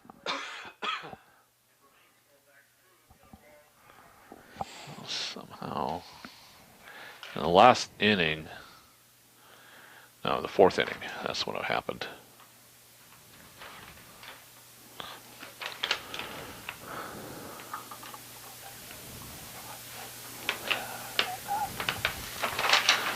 I was like, where the heck is Bodie? He was coming back. Nobody helped him get his glove.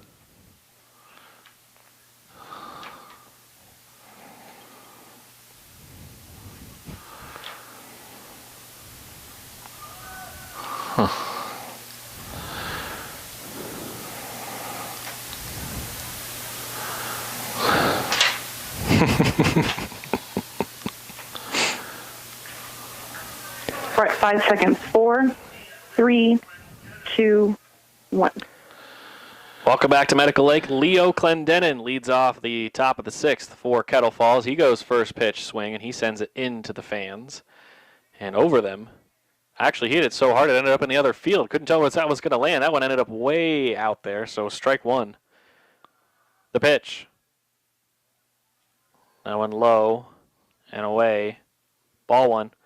Leo has been hit by a pitch and struck out swinging. Another one that misses. This one high and away. 2 balls and a strike. 2-0 Bulldog lead for Colfax. That pitch. High ball 3. Same count that Clendenin was hit by the pitch his last time up in the 4th. The pitch. Ball 4. Twice Clendenin has reached. Twice it's because of Parker Huber pitches. One when he was hit by. This time he's thrown 4 balls. And they're both leadoff batters, as the other time was in the 4th inning, as well now here in the 6th. He's led off and got on. That's right. Up at the plate now, Mike Crumpler. He had a double that was beautifully played by the Bulldog outfield. Bodie to then Henning, the second baseman, then to Kyle Apple to tag him out, trying to stretch his double into a triple. He could not. Ball 1 to Crumpler here. He also struck out swinging in the 4th. Parker misses here, ball 1. He comes set from the stretch, the 1-0. Up and away, that's ball 2. Parker losing a little bit of it. Of the, now let's see, 7 pitches he's thrown in the inning. 6 have been for balls. The 2-0. Popped up, this one headed towards right field. Bodie seems to have it. He's camped under it and makes the easy catch. Blake back into the infield with the ball. That is out number 1. Each time Crumpler has come to the plate, he's been the first out, even though he had that double, again, because of Bodie's excellent throw and then the relay from Evan and the tag by Apple. Crumpler's had a tough day as well, despite getting on with that double. Bodie a part of a couple of those. Pickoff to first. Safe is Clendenin. What a nice move by Huber. Good tag and pick by Atkinson. But unfortunately, it does not get Clendenin. He is safe at first. Brogan Dowse worked a walk and got stuck at second last time he was up. He tried to put a bunt on, and as the ball got closer and closer, he just used it as a defense mechanism instead of as a bat to try to actually bunt the ball. So that one ends up as strike 1. Kind of a waving. I don't know. It's kind of like, help me. Yeah. Nothing in one. One out. One on. Grounded towards third, through the hole, and it gets into the outfield. Clendenin is going to make the turn at second, but then immediately puts on the brakes after he basically got where he would have been with a secondary lead a quarter of the way down to third as he saw Kellen Becker charging in, and Becker kind of gave him an eye of, you want to do this? Yeah. And then Clendenin went, no, I don't. So a base hit from Brogan Douse moves the runner up to second, so runners are on at first and second, with Dakota Crumpler coming to the plate. Center fielder has not had any action today, hit to him. This ball headed towards second. Henning with the ball, can't get it, got it up, and a Nate, got him. Tough play. Henning tried to get it quickly because Crumpler has some speed. Right. He is out number 2, thrown out by Henning after the first pitch swing. So runners go to second and third. There are now 2 down, and the pitcher, Lucas Matney, in the same position he was the last time. They had runners at second and third. 2 outs this time, though. Swing and a miss. Strike 1. So again, the runner at third is Clendenin. The runner at second is Douse, the 0-1. Cut on and missed again. Strike 2. Matney walked his last time up. Parker pounds his hand into his glove. He's ready with the 0-2. From the windup, here's the pitch. Up and in. Ball 1. Matney struck out looking in the second. And he strikes out swinging here in the 6th. Parker Huber gets his strikeout for the inning. And we go to the bottom half of the 6th, led off by number 9 in the order, Lane Gingrich, your shortstop. When we come back, it's Colfax 2, Kettle Falls 0 on 1450 KCLX and online at listentothegame.com. Okay, I'm here.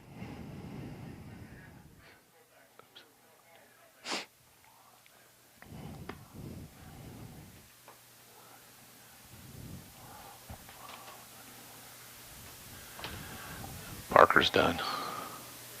Hundy? 95. 95. That's what I got at least. Well, I don't know. I couldn't tell who it was, but they did warm somebody up in like the 4th inning. I just couldn't tell who it was. If it was Kyle or Lane. Because I assume Cal's going to pitch game 2. I think he can pitch a little bit. I don't know how that works. Yeah, you can pitch in 2 days. You can pitch twice in 1 day. But those pitches count. Does they total pitches? 5 seconds. 4, I think so. 3, 2, 1. We come back to the bottom half of the 6th inning. It's the Bulldogs coming to the plate. And no one has made their way to the plate. Should be Lane. It's supposed to be Lane. I think, yep, here he comes. I think Gingrich thought it was not his turn in the order as he still did not have his helmet or his bat. He now has both as he makes his way to the box. Lane ready to face off with Matney for the 3rd time. The first pitch. Strike 1 on the outside. That looked way outside to yours truly, but I'm out in center field, so I could be wrong with that one. 0-1. The pitch. This one low and easily, ball 1. Lane is reached on a pair of singles. Stranded at first the 2nd time. Did score the 1st time back in the 2nd inning. This is his 3rd time at the plate, the 1-1 pitch. Popped up. Looks playable. Might get out of play. It does. Caught right behind home plate and right behind the PA box. Behind home plate here at Medical Lake. Strike 2. We've got a nice facility, Randy. They've got a good field. Yep. It's well kept, and we were well informed by also the tournament director, Blaze Burnham, who's done an excellent job for us over the years, and he's got us out here in center field, which we appreciate very much. Wanted to give him a shout out. So Blaze does an excellent job as the tournament director year in and year out, and he's taking good care of us. 1-2 to Lane Gingrich, the pitch. Oh, you gotta be kidding. And Lane agrees. Called out on strikes as Gingrich was standing at the plate. He usually stands with 1 foot in and 1 foot out as he looks down to third. And as he started to do that, strike 3 called in the back of his ear. And he goes, really? makes his way out as he goes to the dugout. Top of the order, back to the plate. Cal Gregory for the 4th time today. First time since the 3rd inning. Same spot that just got Lane gets Cal for strike 1. Gregory worked a walk in the 1st inning, stranded at 3rd, and then he's grounded out to 2nd and popped out to 1st. The 0-1. Cal with a swing and a miss here. It's strike 2. Matney on the bump. Working quickly now as he gets to continue from the windup. No balls and 2 strikes. Here's the pitch. Bounces in for ball 1. 1 and 2. Go ahead, Randy. Sorry. Kind of tough to hold off after you've had two strikes called in that area. The pitch. Strike 3 called. Same spot that got Lane on the exact same count. Wow. Out number 2. 2 Bulldogs caught looking by Lucas Matney as he tries to get through 6. Kyle Apple coming to the plate. Kyle's been stranded at 3rd. That was back in the 2nd after he was hit by a pitch. He's grounded to 3rd, and he's popped out to 2nd. First pitch to Kyle. Just the 2nd time Kyle has not swung at the first pitch. This one was way outside, so we could pretty much guess he wasn't going to swing at that one. A ball and no strikes. The pitch from Matney. Way outside and all the way to the backstop. Ball 2. First 2-ball count that Kyle has had. He's had a 1-1 count. And again, went first pitch swing on his 2 outs. We'll see what this 2-ball count leaves for Kyle. On deck, should Apple reach, is your starting pitcher, Parker Huber. Here's the 2-0. Kyle grounds it to his teammates, and it ends up off of the end of the fence and bounces back into the dugout. And actually, I think hits somebody in the back of the head. Everybody looks okay. I think somebody actually might have fielded it just a little bit, but bobbled it a little bit. It was awkward catch, or awkward try, I should say. Yeah. The 2-1. Oh, got him on that same spot. 2-2. Matney finally found a spot he likes, and it's here in the 6th. And it's struck out looking Gingrich and Gregory. 2 balls, 2 strikes, 2 out. Bottom of the 6th. Here's the pitch. Did he go? He did not. What's the call? Strike 3 called. He went. Okay. Kyle was not given an indication from the home plate umpire and tagged out by McKern. We go to the top of the 7th. Colfax will try to close it out. They've got a 2-0 lead. It is going to be 9-1-2 due up for the Kettle Falls Bulldogs, and we've got a new pitcher. We'll let you know who when we come back here on 1450 KCLX and online at listentothegame.com. I'm here.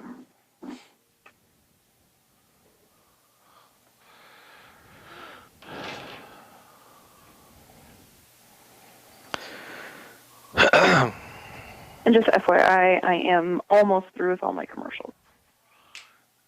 Yes. I have a feeling we took like a 5-minute break in pregame. Just got a couple more to go.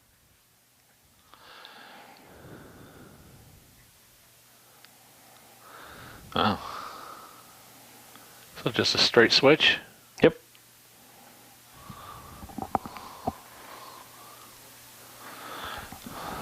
$12 for 2 and 2 for 12.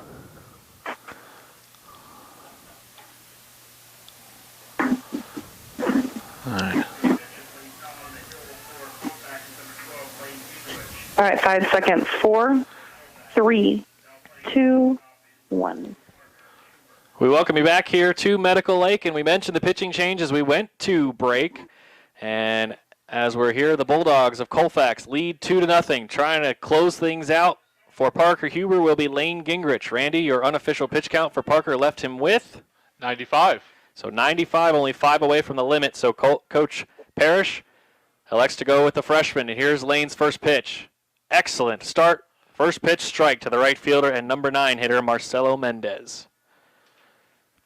Lane, similar to both Parker and Cal Gregory, your top 2 pitchers for the Bulldogs. They will attack you immediately, and Lane is already ahead. No balls and 2 strikes. Both pitches on the bottom outside corner. That one Mendez just trying to force out into the field of play, and he just fouled it off to the backstop.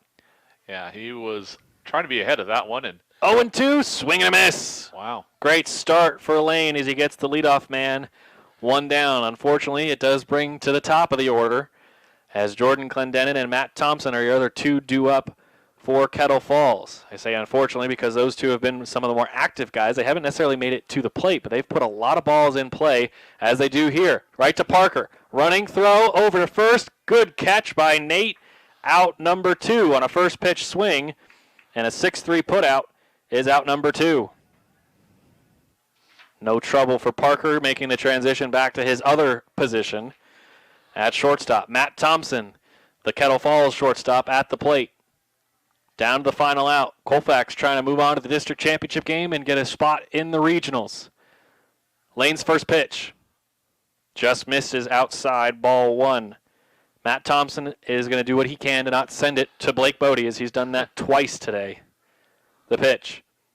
That's a perfect strike. Right back in his corner on the outside to the right-handers. It's now 1-1. Lane winds and fires. Chopper. High, back to Gingrich, Lane to first, and the Bulldogs will play for a second straight district championship as Colfax wins 2-0, a 1-2-3 inning. Spectacular work from Lane Gingrich, and when we come back, we'll wrap up Game 1, and then the Bulldogs get ready to play Game 2 in just over an hour. We'll do your post-game show next. It's Colfax 2, Kettle Falls 0 here on 1450 KCLX and online at listentothegame.com. All right, I'm here, and I'm through all my commercials, just FYI. Perfect. So let me know what you'd like to do. I got a mess here all of a sudden. After graduation. That's right. That's right. They own. That's what my nephew says. They bought me, they own me. Yeah, well, WSU tuition ain't cheap, and they're paying for all of it, so. Oh, certainly take that then. And playing left field, number 2, Taryn Judy. Batting 7th, the designated hitter, number 15, Tanner Brissett. Hitting 8th, the shortstop, number 6, Carson Juries. And batting 9th, the second baseman, number 3, Dylan Landris. Playing center field, number 11, Hunter Landris.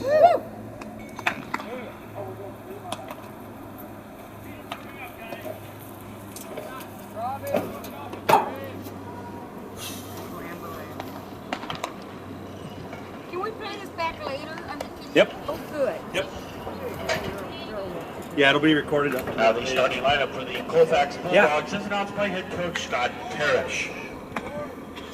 Leading off and pitching, number 8, Cal Gregory. Batting second and catching, number 9, Kyle Apple. Batting third and playing shortstop, number 2, Parker Schuber. Hitting cleanup and playing first base, number 6, Nate Atkinson. Hitting fifth, the right fielder, number 7, Blake Bodie. Hitting sixth, the center fielder, number 17, Kieran Anderson. Hitting seventh, the left fielder, number 14, Kellen Becker. Batting eighth, the designated hitter, number 11, Mason Miller. Batting ninth, the third baseman, number 12, Lane Gingrich. And playing second base, number 1, Evan Henning.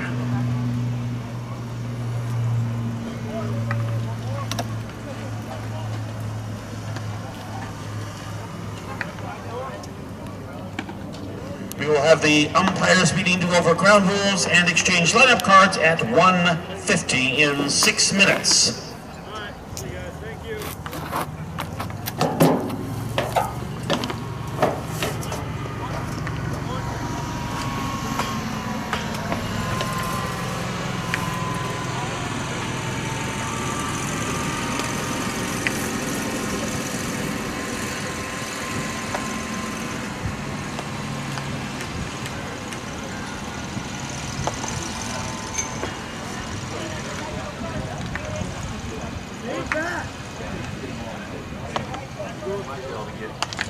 You get a funnel or tunnel going through there.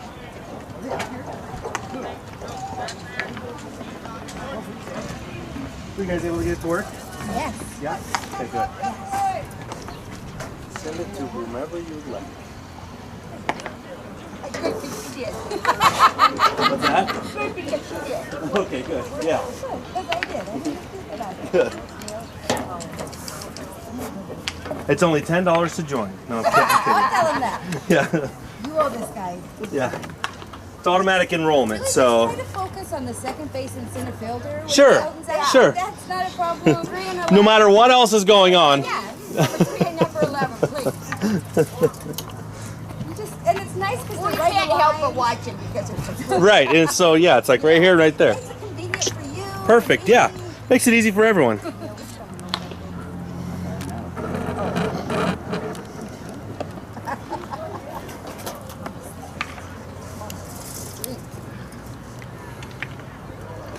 at how he's staying up there.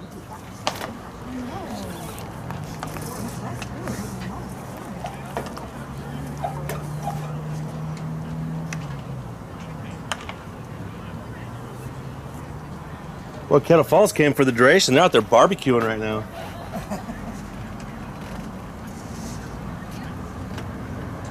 Huh.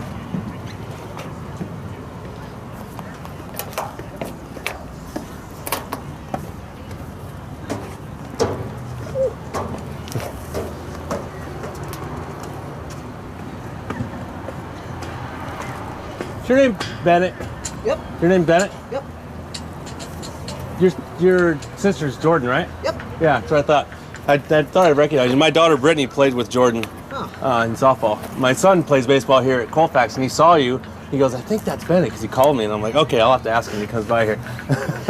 So, where's Jordan at? She's in California. Oh, really? What's she doing there? She has a business. A business? Yeah. Doing what? Selling hair extensions, I guess. Really? Guess it goes rather well down there. Yeah, well, I bet. It's California. So, cool. Well, it's good seeing you. Good seeing you too. Yeah. Which one's your son out there? He's not playing this game. He's number 5. Normally plays left field, but he's not playing this game. So not yet, at least. Not starting this game. We know Cal and Evan. We know Cal and Evan. Oh, okay. I know Cal. On to regionals, so they both have qualified. Now it all comes down to where they will be going and what group will be in their pod in terms of where they go to play. The options are Wenatchee and Yakima for the 3 District 7 teams that will qualify today. These 2 teams, one will go to Wenatchee, one will go to Yakima, and then whoever wins the consolation game will also go to Yakima, according to the bracket, at least that we've been given. So after the game is over, we should know, unless things get all hinky on us, that we should know where they're going. But at the same time, things get moved on you and I all the time, and you and I play the part of flexibility in figuring out where we can go. But again, it's the Bulldogs and the Panthers, and these 2 teams and these players specifically know a lot about a lot of the other guys on the other side. As you know, like you said, they played in the postseason quite a bit. Sometimes it's in this district games. Sometimes, as it was maybe 4 years ago, or was in the regional. That's right. Was in the regional where Colfax took on Okanagan and beat them, and then ended up beating Soton in a very good game to get down to the Final Four and then taking home second. And so that was a big year for Colfax. I think the very next year we came here to Medical Lake, and as Soton joined the league, and that year Soton beat Colfax in one of these district games, sending Colfax to Wenatchee. That's right.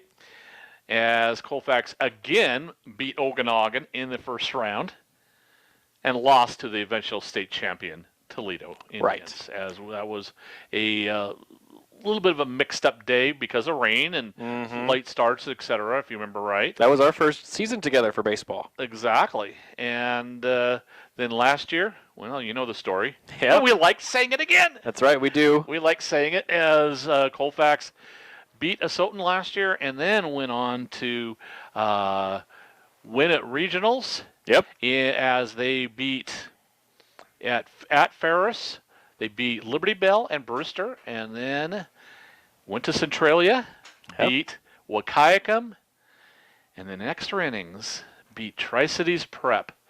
And so came home with the big gold ball. That's exactly what you want to come home with when it comes to the state side, and Colfax able to be your defending state and district champions. And we've got a good matchup here for you between the Kettle. It's not Kettle Falls any longer. Colfax dispatched of Kettle Falls just the way that Asotin took care of St. George's, as the two Southern Division teams will go head-to-head in the championship game. The two Northern Division teams will be in the consolation game. Both teams winning in a 2-0 fashion. Colfax got their 2 runs in the second inning, while the Panthers got their 2 runs in the top half of the 8th inning, and then they were able to close things out against St. George's in the bottom half of the 8th. Colfax will take on this Asotin Panther team, and they will be the home team for the Panthers, that is. Colfax will be your away team, so the Bulldogs will bat first, as it will be Asotin out in the field. So we have not gotten lineups, actually, because Randy and I are out here in center field, and they are already basically ready to go. I got Colfax's lineup, actually. Yes, we have theirs, which is important, but we don't have all the defense for Asotin. So, Randy, you give the starting lineup for the Bulldogs. I think it's going to be pretty familiar with the top 4. Well, it'll be familiar with, Anybody be familiar 1 through 9. 10, because it's basically the same order it was last game if you're paying attention, and you should have been. A couple changes, though, as Cal Gregory will be taking over the pitching duties and he's leading off. He'll be pitching to Kyle Apple, who will be second in order. The starting pitcher for last game was Parker Huber. He'll be on shortstop. Nate Atkinson, as always, on first base. Blake Bodie, as always, in right field. Kieran Anderson, as always, in center field. And Kellen Becker in left field. Mason Miller will be the designated here again today. Lane Gingrich, who was shortstop turned pitcher, is now going to turn third baseman, and Evan Henning still covering second, as it looks like Cal Gregory is up to bat first. Yes, he is, and we want to send a shout-out to Liz Huber, who is the official book for the Bulldogs. She just sent us the lineup for Asotin. Randy and I way out here in center field, so no chance for us to get the lineups and then run out here to do the game. We're ready for first pitch from Noah Renzelman, the starter for Asotin. It's on the way and low for ball 1 to Cal Gregory. On the bump, Renzelman behind home plate. No surprise here, the senior, Elliot Marks, will catch. At first base will be Devin Fry. At second base will be Dylan Landris. The shortstop is Carson Juries. Third base is Mason Hurlbert. Second pitch strike to Cal makes the count 1-1. Done with the infield, we go to the outfield. In left field, it's Taryn Judy. Center field is Hunter Landris, and right field is Josh Wilkinson. The next pitch is on the way. Cal smokes a single up the center, and it goes right over the bag at second base. And Cal Gregory, after a tough day at the plate in Game 1, gets his first hit of the 2 games today as he laced a single into center field. I was wondering if Asotin was going to have the same starting lineup as they did in the second game where Colfax played them down at Asotin, and they did. Exactly the same lineup. At the plate for the Bulldogs, Randy mentioned your order. Kyle Apple up at the plate now, your catcher here for game number 2. Renzelman checks at first with Gregory there. From the stretch, the first pitch to Kyle. Grounding one foul into the Asotin dugout for strike 1. So the Bulldogs and the Panthers both winning their game, Randy, 2-0. Don't see that very often, but both teams very tightly contested, and we thought that the 4 teams making it here to districts, the 2 top teams from the north and from the south, it was going to be 2 tough battles. Asotin got on the board first. Colfax got on the board first in their matchup, and that ended up being the difference. And Cal trying to struggle to get back to first. He is safe. Marks tried to gun him down from behind the plate. He almost did as Cal stumbled his way back to first, but he is safe over at first base. Well, I got to mention Cal Gregory and Elliot Marks, as they were, well, we know Parker Huber got MVP, but the second most getting vote getter was Elliot Marks, and third was Cal Gregory. That's a great group. Fouled away by Apple for strike 2. Count goes to 1 ball and 2 strikes. Yeah, the Bulldogs with a number 5. Same with Asotin, 5 on the first team for the South when it comes to your all-league teams. So 10 between the 2 teams on the field right now. Renzelman's 1-2. Way outside, it's ball 2. No throw from Marks. Elliott was the hero for the Panthers in their first game today, as he was able to get the 2 RBI double with the bases loaded when it was the top of the 8th inning that ended up being the difference for Soton to get the win against St. George's. That pitch is outside, but Kyle goes swinging for it, and he is out number 1 on the first strikeout and the first out of game number 2, the district championship game. And now comes up number 3 in the order, your shortstop and winning pitcher from game 1, Parker Huber. Parker with 9 strikeouts in the game against the Kettle Falls Bulldogs. 95 unofficial pitches through 6 innings. No runs given up, 9 strikeouts, a number of base runners, but got out of trouble each and every time. And then a big 7th inning pitched well by Lane Gingrich to pick up the save for the Bulldogs as Colfax did move on after the 2-0 win. Strike 1 to Parker to start this at-bat. Renzelman, long look in. The Panthers deliberate and take their time. The 0-1 from Noah. Upstairs on a breaking ball that hung up in the air, ended up near the shoulders of Parker. Middle of the plate. 1-1. Huber ready, the right-hander facing the right-handed Renzelman. Noah checks over his shoulder at Cal. He comes set. The 1-1. Bouncing ball headed toward the hole, and it gets through. Cal will hold at second after the ball is picked up and thrown back in by Taryn Judy. But the Bulldogs now have runners at first and second off of a pair of singles. A couple good hits and some cautious base running, but you got to be at the early stages of the game, and really good defense by Sutton. We know that you got to be, sometimes you got to just be a little more careful with the arms of a good defensive team. And certainly the Panthers are. The Bulldogs learned that in their 2 matchups with Asotin. Those came down to the wire. Colfax winning game 1 3-1, and then game 2 5-2. First pitch strike to the lefty Atkinson. Again, another first pitch strike for Noah Renzelman. He's been very good getting ahead of batters so far today, and he's only 4 in. Noah checks over at first where Huber stands. He comes set on the bump, now checks back over his shoulder where Cal stands at second. The 0-1 to Nate. Smacked, down, base hit. Cal going around third. Throw from Wilkinson. No, he's made the turn and then went back. So 3 singles for the Bulldogs. Loads the bases the same way they did in game 1. These 3 were on the base path, but were unable to score in the first inning in game 1 against Kettle Falls. Can they get home against Asotin? Blake Bodie up next, your right fielder. And back to the right-handed batters for the Bulldogs. Which they'll stay for the rest of the game. That's right, until we get back to Nate, who stands at first. Renzelman, first pitch to Blake is sent towards the hole on the left side, on the right side. He gets it through. A bad throw from second base. The ball ends up into the field. It ended up into the dugout, I believe. So that will be a reward for the Bulldogs as that ends up as a double because the ball ended up into the dugout, bounced back into the field of play, so the first baseman could not make a play on it. So it legally goes down as a double on an, well, maybe more so an error, but nonetheless, it ends up with the runner getting to go to second. 2 runs have scored. The Bulldogs take a 2-0 lead. This was the deficit and the victory for both of these teams in their first games, 2-0, and Colfax has it in their first 5 batters. 2 on, 1 out. Ground ball, foul towards first base from Kieran Anderson for strike 1. Blake Bodie wasted no time, and yeah, officially that will be an E4 as the throw from the second baseman, that would be Dylan Landris, was way off the line. And he knew it as soon as he threw it. He was trying to hurry it just to get a second out, and unfortunately it cost him and his team an extra run. Ball is low and away. Ball 1.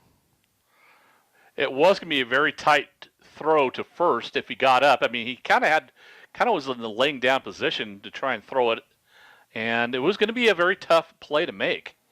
He really got stuck. But he was just aggressive enough to throw it, but that backfired a little bit. Pitch to Kieran, another one that's way outside. Renzelman struggling with the zone against Anderson. Didn't struggle that much against the zone against many other batters. He has only thrown 4 balls total before this at bat with Anderson, where he's now thrown 2 In this at-bat, he threw 2 against Apple before striking Kyle out. From the stretch, the 2-1 pitch to Anderson. Kieran pops this one up. Will it stay fair or in the field of play? It will go foul and get out of play. Couldn't quite tell. Again, Randy and I out here in center field, the angles of these balls seem to be taking some odd directions, but they do seemingly almost all get out of play. They have, and that one kind of went by the Asotin dugout just a little bit, but when I saw all 3 players kind of hold off. They all gave up as they got to the fence. They realized it was going to be over. 2-2. Kieran slaps this one towards the left side. It's going to get knocked down by the third baseman, but it's going to end up as an infield single because Kieran beats out any would-be throw. There was no throw. As third base was too occupied, that's Hurlburt was trying to make sure that Atkinson wasn't going to try and score. Nate was more interested in making sure that he was distracting Hurlburt. And nobody covered third as Hurlburt was on third, and he was trying to throw it someplace, but he couldn't throw it to third. But Atkinson couldn't go home either. Right. So everybody just kind of held their own. Everybody's safe for the Bulldogs. Bases loaded. Becker at the dish. He takes ball 1.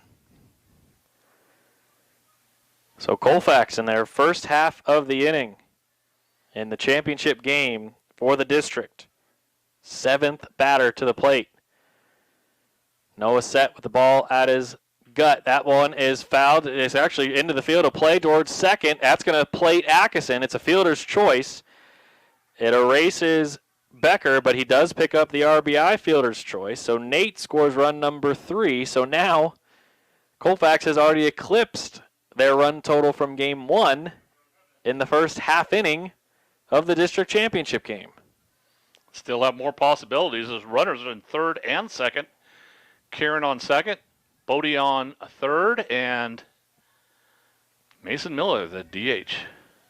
Designated hitter. We'll see if he can get a chance to live up to the title he is playing at today. Again, hitter, designated hitter. He's batting again.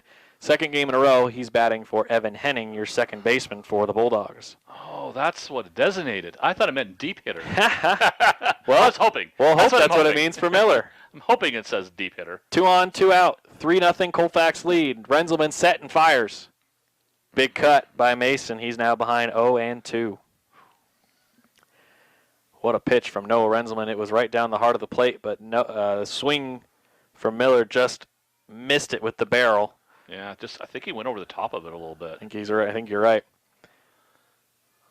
Noah set, long look in to get the sign. Now he's really set. Glove comes down in front of his, right below the belt. And that's going to be up high for ball 1. Mentioned it before when he was pitching against, I think it was against Atkinson or Huber. Noah Renzelman, very deliberate, takes his time, gets set. Not a guy that is wasting time or taking too long. He's very deliberate in his delivery and how he wants to attack. Miller check swing. Did he go? No. I didn't think so from up here, and the first base umpire agreed. Mason able to check his swing. Count 2-2. Miller with 2 on and 2 out. Lots of 2s as it's a 2-2 pitch. And it's on the way. Up high, ball 3. And what's the catcher's number just to help you out a little bit? Elliot Marks, 22. There you go. Oh, there it is. There you go. We finally have a non-2 other than the score, 3-0. 3 balls, 2 strikes, 2 on, 2 out. Miller ready, Renzelman from the stretch. The payoff. Outside corner, Miller caught looking. 6 batters to the plate. 3 of them score. 8 batters to the plate. 3 of them score. 2 are stranded. But the Bulldogs, 3-0. After 1 half inning, they'll take on the top third of the order, Fry, Wilkinson, and Marks, when we come back as the Bulldogs battle the Panthers in the championship game here on 1450 KCLX and online at listentothegame.com. Clear. 60, please. 60. And I know we're going to need a lot of breaks because I did not think they were going to start that fast. It's hot in here. No worries. You can't go over there. They won't let you. Medical like.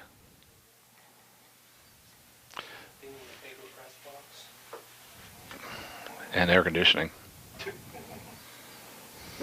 That's what I need to add. Oops, that's not his last name. That's his first name.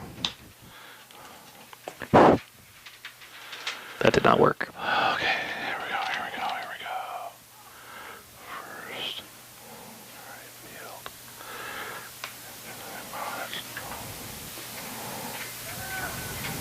field. 10 seconds. And you're back in 5, 4, 3, 2, 1. Welcome back to Medical Lake. On the mound for the Bulldogs, your catcher from Game 1 will be pitching here for Game 2. Cal Gregory on the bump behind home plate. Kyle Apple, first base. Nate Atkinson at second. Evan Henning at shortstop. You've got Parker Huber at third base.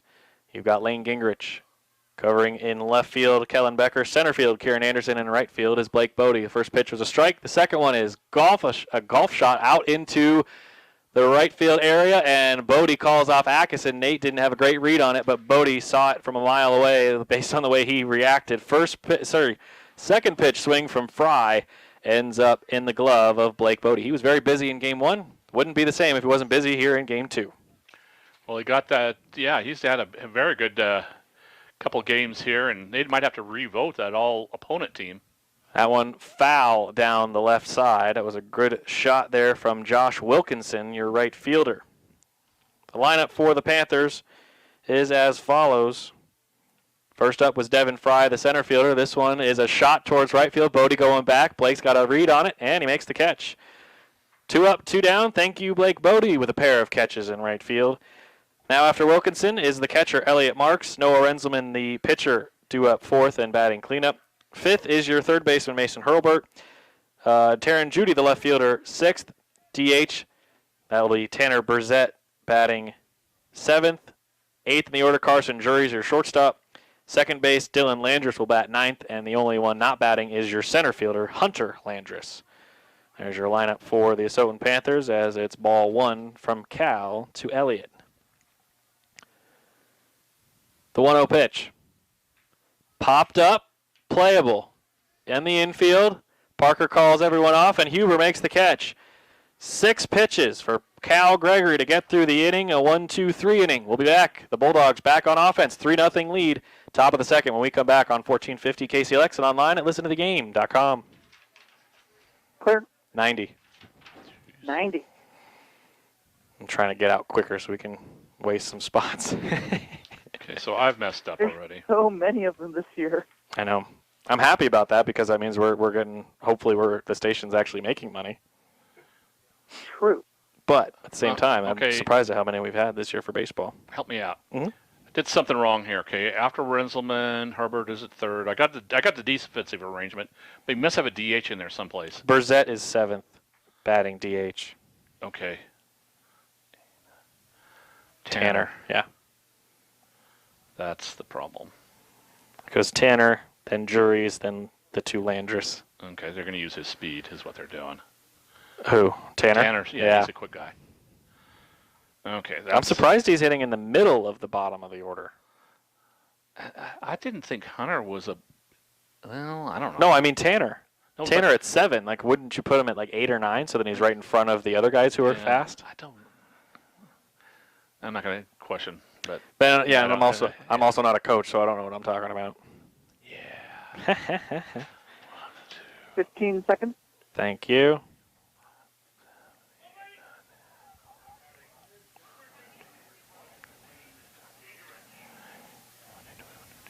You're back in 5, 4, 3, 2, 1. Top of the second about to start. Noah Renzelman facing number 9 in the order, Lane Gingrich for the Bulldogs. First pitch is fouled straight back for strike 1. 8 batters came to the plate for Colfax in the first. They scored 3, 2 were stranded, and then the other 3 out. Colfax leading in 3-0 after the top half of the first inning. Noah Renzelman back on the bump. Facing off with, again, Lane Gingrich, number 9 in the order, your third baseman here for Game 2. Lane sends a shot foul down the first base side. Out of play, strike 2. Lane was the catalyst along with Mason Miller in the first game the Bulldogs played against Asotan.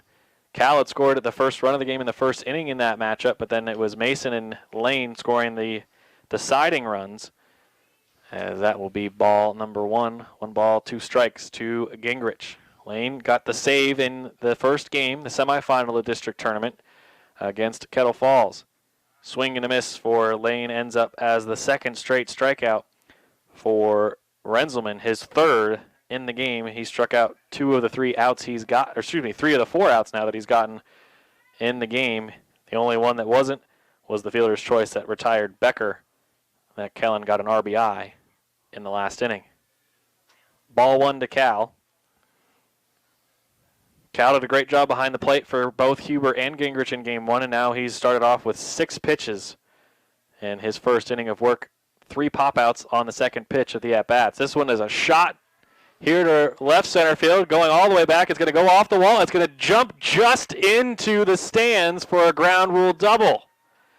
Cal Gregory with a shot. He might have come maybe just 7 or 8 feet shy of his second home run of the season. Cal does his little celebration from the field and also shoots an arrow back to the dugout. A double. He's got a single already in the game. Add a double to the list, Randy. Might as well. And there's more to go. Plenty of action still to come. Top of the second inning at the plate, number 2 in the order. Your catcher, Kyle Apple. 1 out on the board. Here's the pitch. Outside to Kyle for ball 1. Renzelman will go back to the stretch. He was at the stretch since the 3rd pitch of the game in the first inning. And then was able to go to the windup against Gingrich and now had to go back to the stretch as he faces Apple. Kyle, a shot towards the other side. This one's going to play Cal. Kyle might have a chance at 3. He's going to go to second. The throw in from Landris is in to hold Kyle at second. And it's an RBI double for Kyle Apple, his first RBI of the day, and run number 4 of the district championship game. The Bulldogs off and running through the first 2 innings. Last couple games we've had, well, not earlier today, but earlier we've had the batter having a runner on second, and you just change places, bringing the runner in and going out to second. And we've done a little bit of that against Lynn Ritzville, Wilbur Cruston, or here now against the Soton. And a meeting on the mound between the senior Marks and the pitcher Renzelman. Marks is trying to go out there, calm his pitcher down. It's been a tough first inning and a couple extra batters in there, inning and a third plus a couple batters as Renzelman faces Huber. Up and in to Parker for ball 1. That was quite a bit inside. Yeah. And then here again, a lot of this game is learning where the strike zone is. And if it changes later in the game, like it certainly seemed to. I guess I should keep my mouth shut on that. The whoa. 2-0 now after that pitch ended up way up and in. That one on Huber nearly took his block off. But Parker played some dodgeball and ducked out of the way. He squatted way down. He just couldn't just flick that off a little bit. No. 2-0, the pitch. Parker wanted to swing at that one right in the middle of the plate. Strike 1. Parker doubted that it was going to stay there, and then it ended up right where I think he thought it was going to end up. That's where he wanted it, and it obliged, but he wasn't sure it was going to actually cooperate. 2 balls and a strike. Parker sends this one off to the left side. It's going to get through. Kyle will hold at third on the throw from Judy.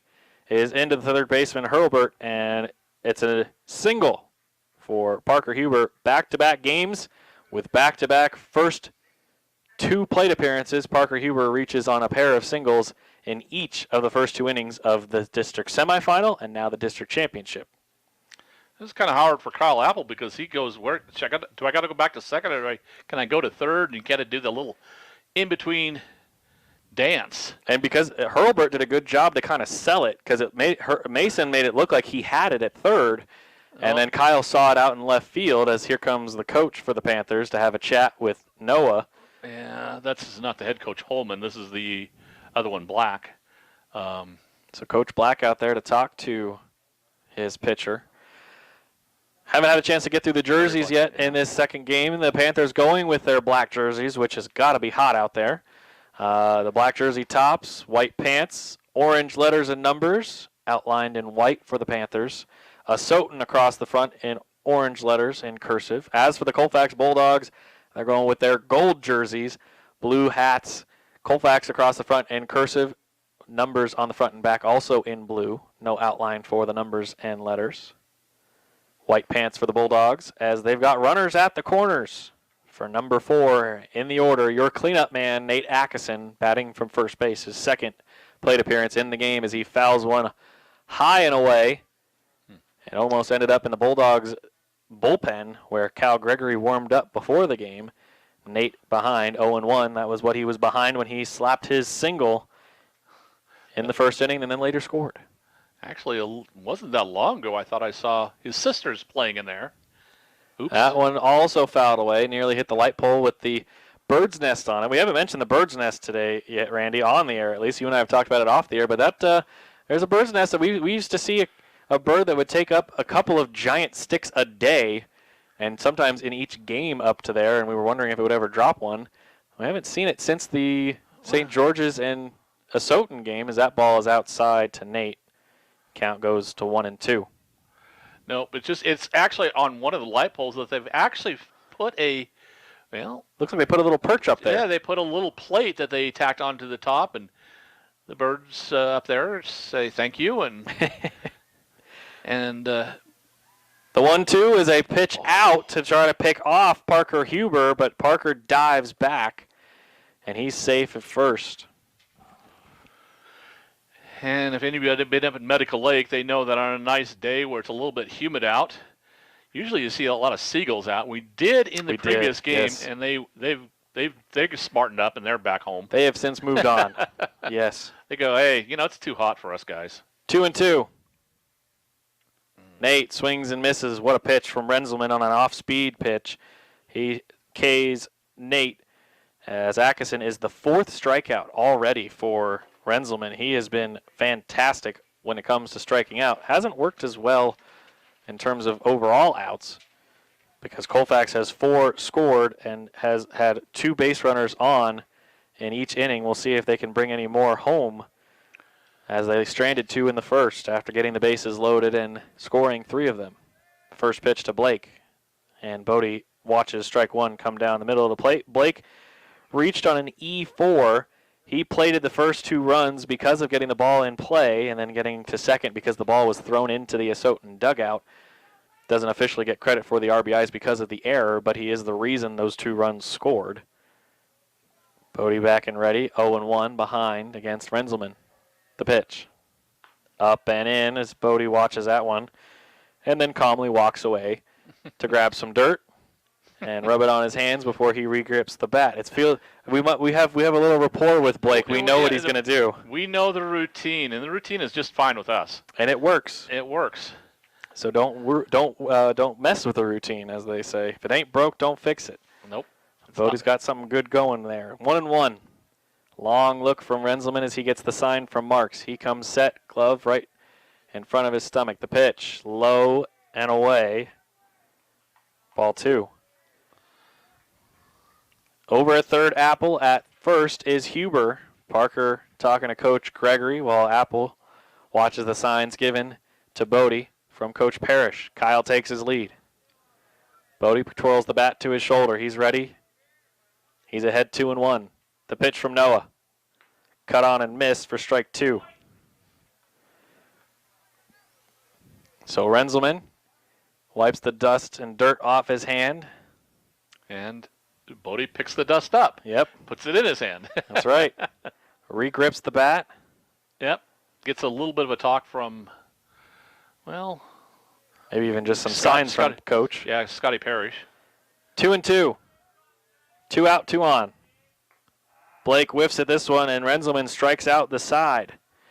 All swinging strikeouts for the Bulldogs in the inning, but they do push a run across. Gregory reached on a double. He would score thanks to Kyle Apple. We'll take a break. When we come back, bottom of the second, Colfax will face 4, 5, and 6 with Cal on the mound right here on 1450 KCLX and online at listentothegame.com. Clear. 90. 90.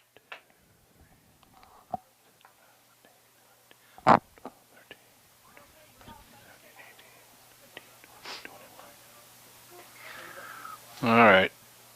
46 already. How you doing over there? Sweating like a pig. You want a towel? Yeah. I have an extra one. I think what Dave needs to do if he wants to stay here is open that door and air condition the place. and you're also in charge of any bees, any critters that come in here. I should have bought bug spray. I should have gone to Costco beforehand and buy a 12-pack of white towels. I don't Go to care. Costco afterward, but maybe I should have gone a little earlier. You know, that is actually too late. I know. What time did you guys get here? We got here at 9. Just Did like they have someone charging admission? Yeah. Okay, because it was odd. There was no one at the gate there just pick up programs. We got here at 1:45. for the first 2 games. It's probably because I assumed everybody was already here. Got it. 15 seconds. Thank you. Whew.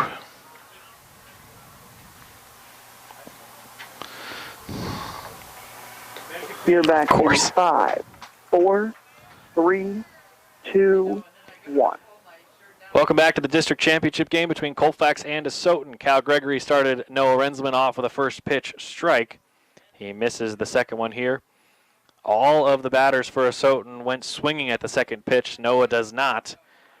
Cal only threw 6 pitches in the first inning. This one slapped towards third. Gingrich, low grab, throws it over to first, and a good stab, by Nate Atkinson for out number 1. That's actually the first out that Colfax has got against Asotin that is not a pop-up. That's right. 2 to Bodie and 1 to Huber. And so it will be 1 down. Number 5 in the order, Mason Hurlbert, third baseman. First pitch to him. Grounded towards Evan. Henning up with the ball to first, and a good pick there by Nate. High in the air, good catch by him. And how about Kyle Apple, Randy? He was all the way into the Asotin dugout just about. He saw what happened on the throw on the Asotin defense earlier, and he was ready to back it up so it would not end up in the dugout. Well played by Kyle. Great athleticism by him. He got there almost too quick that you go, where did he come from? I know. That's why I was like, who is? Oh, my goodness, that's Kyle Apple. Who's running out on the field? Strike 1 to Taryn Judy, the left fielder. Taryn had a long day against the Bulldogs the first time up in Asotin, 2 games there. Felt like Judy couldn't get anything going as he swings and misses behind 0-2 now. Cal back on the bump. Feet on the rubber. Judy back in the box. The right-hander's ready to do battle. The 0-2 pitch. Ooh, that was close. But called a ball. Ball 1. I've seen that go both ways today. Yeah, same. Today. Yep. The 1-2. Outside corner called strike 3. Got him looking. Another 1-2-3 inning for Cal. We're through 2. It's the Bulldogs 4 and the Panthers nothing. We'll be right back. Leading off the third will be Kieran Anderson here on 1450 KCLX and online at listentothegame.com. Kurt, 90. 90. There's a difference. It's so hot. I don't know how you're standing out there right now. Do you want sunscreen? Do you want sunscreen? No. Okay, because I see you're like burnt from your elbow down, and then you're white. Well, you got to do suns out, guns out, right? Suns out, guns out. I know.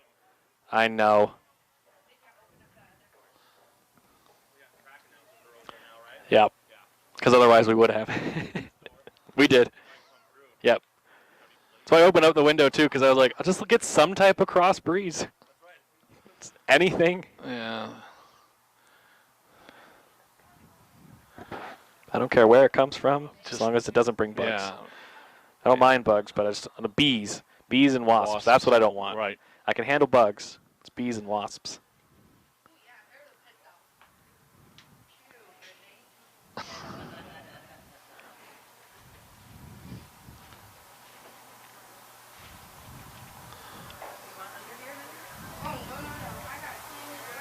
Coming back in 10. Now batting. Sweet. The center fielder, number 17, Kieran Anderson. 5, 4, 3, 2, 1. Welcome back. Top of the third. Kieran Anderson facing Noah Renzelman as Noah finds the outside corner. Same spot that Cal just struck out Taryn Judy. It's a first pitch strike to Kieran Anderson. Noah did that a bunch against the Bulldogs in the first inning. It didn't pay off as much because Colfax did put up 3 runs. This one is in on the hands of Kieran. He fouls it away. It's strike 2 as it does go behind the backstop and get out of play. I think, Noah's already got 5 strikeouts. Yeah. He had 4 in the game down at Asotin. And he pitched a long time in that game, too. Yeah, didn't have a lot of strikeouts, but not a lot of hits against him either. More hits today. Kieran just gets a piece of it on the tip of the bat as the dugout for Colfax gives him some encouragement of, yep, way to go, boy, stay alive. 0-2. Top of the third, Colfax leading things 4-0. Renzelman set on the bump. He's all the way to the left side as he faces the right-hander, Kieran Anderson, outside, ball 1. The Bulldogs are not usually a very boisterous dugout, but every once in a while they get loud, and they are doing so right now for Kieran Anderson. Behind 1-2, the pitch from the windup. Missed it outside, ball 2. Kieran finding his way back after being down 0-2 has got it evened it up a little bit. So 2 balls, 2 strikes. We was talking about Blake and Kieran doing that a lot. They certainly do. And they're right back-to-back in the order, except this time because of the inning ending, it's Kieran here trying to wrap things up with a good start to the third. Fouls away another pitch. The buses have lined up here at Medical Lake as the students get ready to be dismissed. Here on a Tuesday, the pitch to Kieran. He sends this one out into the left center field. Will it get down? It will not drop for a base hit, but it will be caught by Taryn Judy in left field. A good battle by Kieran, but it's ultimately won by Renzelman and the Panthers. It was a well-hit ball. Kieran's got the power. Just a little too much air behind it, so it allowed Judy to come get it. Judy, yeah, okay, I couldn't remember. You're good. It was Taryn Judy, who's got actually pretty solid speed. He certainly does. Bouncing ball in there for ball 1 to the left fielder, Becker. Kellen grounded out in a fielder's choice in the first inning. That scored Nate. And then it would be a third out, a strikeout looking for Mason Miller to end the first inning. The pitch. Strike 1 to Kellen here on the second pitch. Renzelman back on the bump. Again, his left foot completely off the rubber, his right foot on the left side of the rubber. This one sent right back to Renzelman and gets past him as it ends up past the second baseman, Landris, as well. And it's a base hit for Kellen Becker up the middle for a 1-out single. As he hit with his good long stride, he could make it down to first. And ball was hit kind of just after, right as it was kind of hit right off of where the pitcher, second baseman, and center fielder really couldn't get it. Kind of in between all three.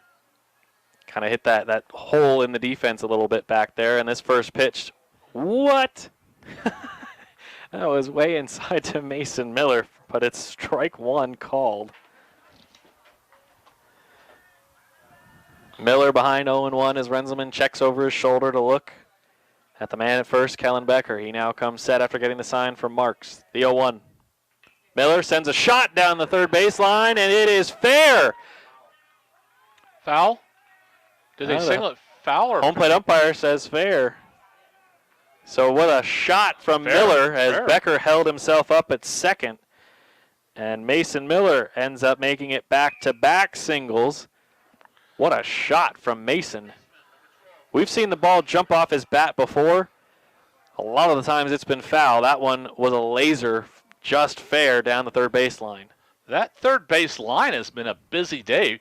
Both games Colfax has done, we had some big hits down that area. Certainly have. As number 9 in the order, Lane Gingrich to the plate with 1 out.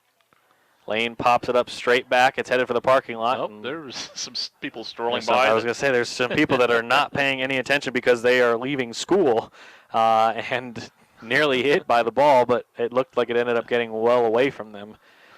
0-1 for Lane. A little bit of a surprise. 2 on, 1 out. Bat very actively bouncing up and down off of the shoulder of Lane Gingrich as he goes swing and miss for strike 2. Lane was playing that fastball, hoping Renzelman was going to leave one for him, and he goes breaking ball, and Lane swings over the top of it a little early. 0-2 for Gingrich, the shortstop. Excuse me, third baseman today in Game 2. He played shortstop in Game 1. Also cleaned up the game, wrapped up the 7th inning for Colfax. Outside, good job by Lane to take that one. That one's been called strike 3 a couple of times, Randy. Or very close to the strike 3. I don't know how Lane laid off that. Yeah, especially in that first game. A ball and 2 strikes. So he was a shortstop in the last game and the closer. Right? That's the way you got there we go. the closer. The 1-2. Lane sends a shot down third base, and that one is foul by a good chunk. So Lane will have to do it again, but he kept himself alive for this next pitch and opportunity. Again, the dimensions, 319 down the right field line, 335 down the left field line. That's the ends of the wall. Don't have the exact measurement for center field, but that's where we are. 1-2. Lane fights another one off. Getting some kudos from the dugout. Keeping himself alive. Becker at second, Miller at first. Colfax has threatened in every inning. We're only in the third, but still been impressive that they've had at least a runner at third on almost each inning. They're that close to having another one here in the third. Here's a pitch. Good breaking ball again from Renzelman as he gets another strikeout as he gets Lane to go down swinging. Second time Lane has struck out swinging to Renzelman today. Top of the order comes back to the plate here in the top of the third as it's the third time through the order. Cal Gregory will lead this one with 2 outs. First pitch. Shot out here into center field. Looking for it and making the catch is Hunter Landris for out number 3 on the pop out to center. So Colfax gets 2 on. They get 1 into scoring position, but they leave them both stranded. Colfax 4, Asotin 0 when we come back for the bottom of the third here on 1450 KC Lexington online and listentothegame.com. Clear. 90. 90.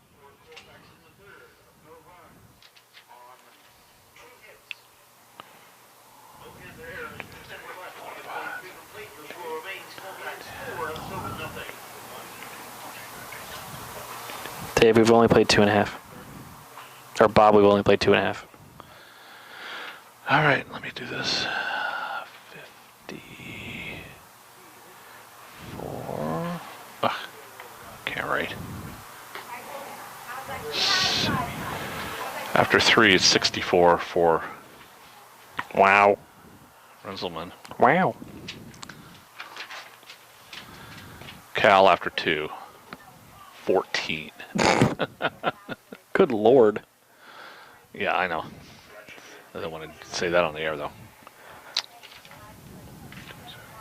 Yet. No jinxing. Ha. No. Good call.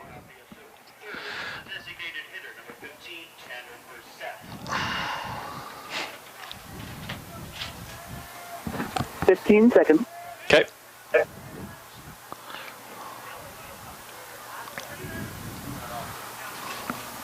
Yowza. Back to you in 4, 3, 2, 1. Welcome back to Medical Lake. Cal started Brzett with a little forehead music. Ball 1. Second pitch on the way and on the outside corner. Strike 1. Your DH, shortstop, and second baseman for the Panthers due up in the inning. Again, Tanner Brzett, the DH at the plate right now. He swings and misses as he sends himself nearly tumbling into the other batter's box for strike 2.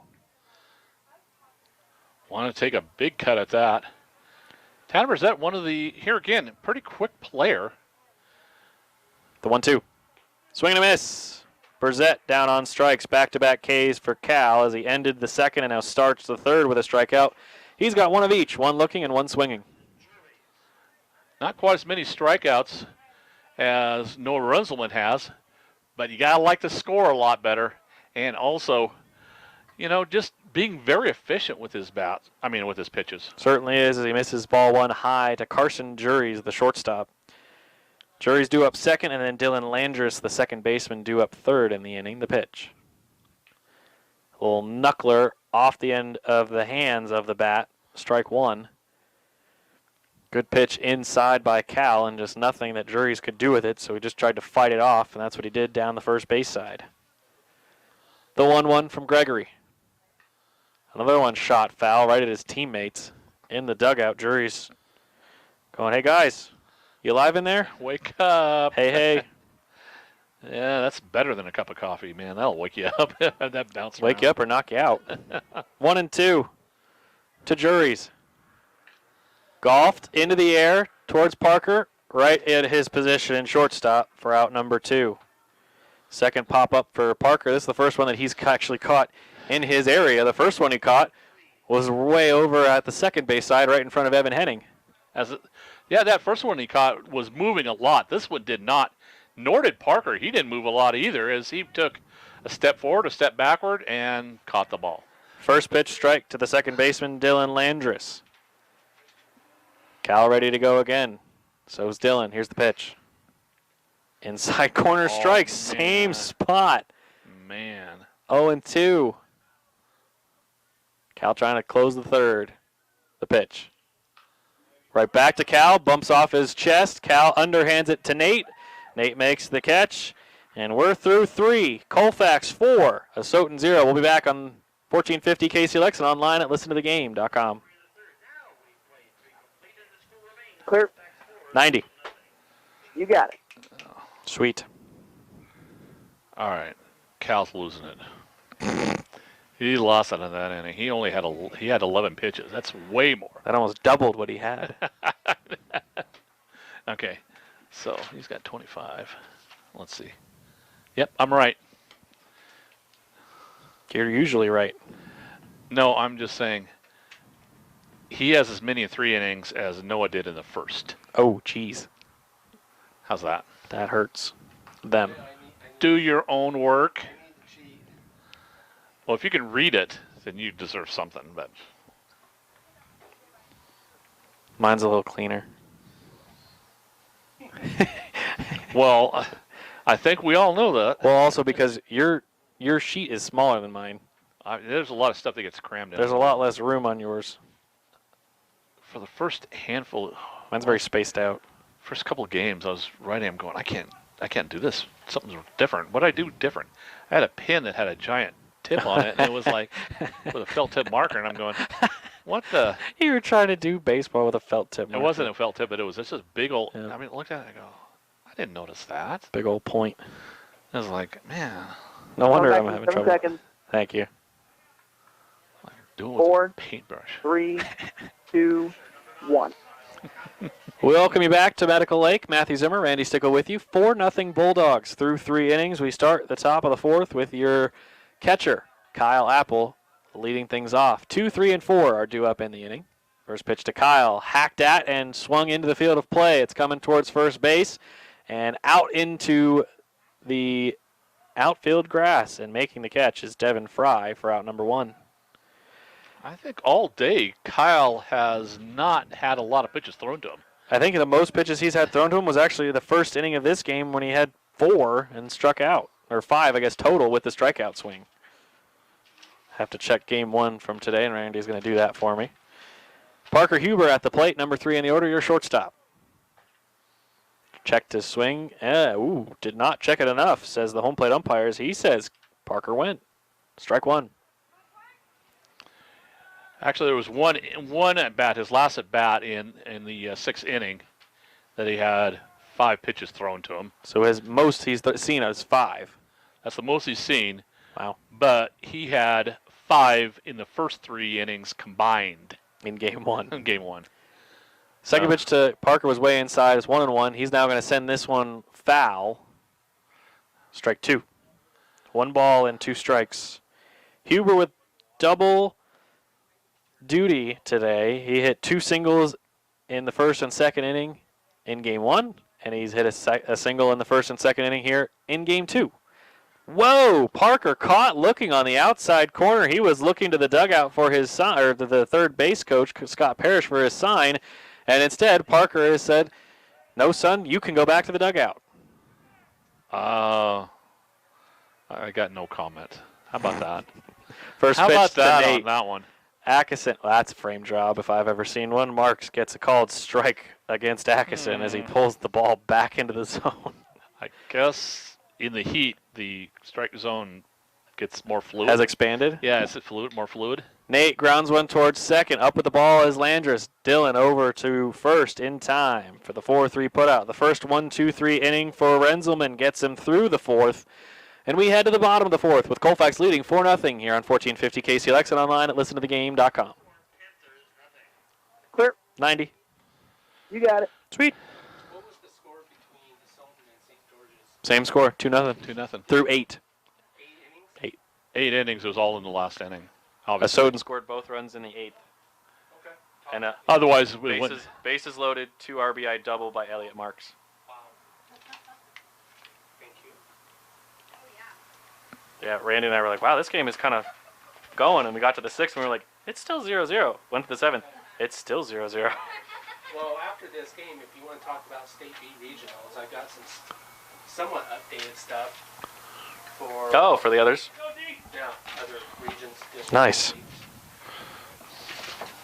states. I don't have a copy, right? All right, we're over the halfway mark on getting spots done. Excellent. I've already done enough handwriting 2 pages.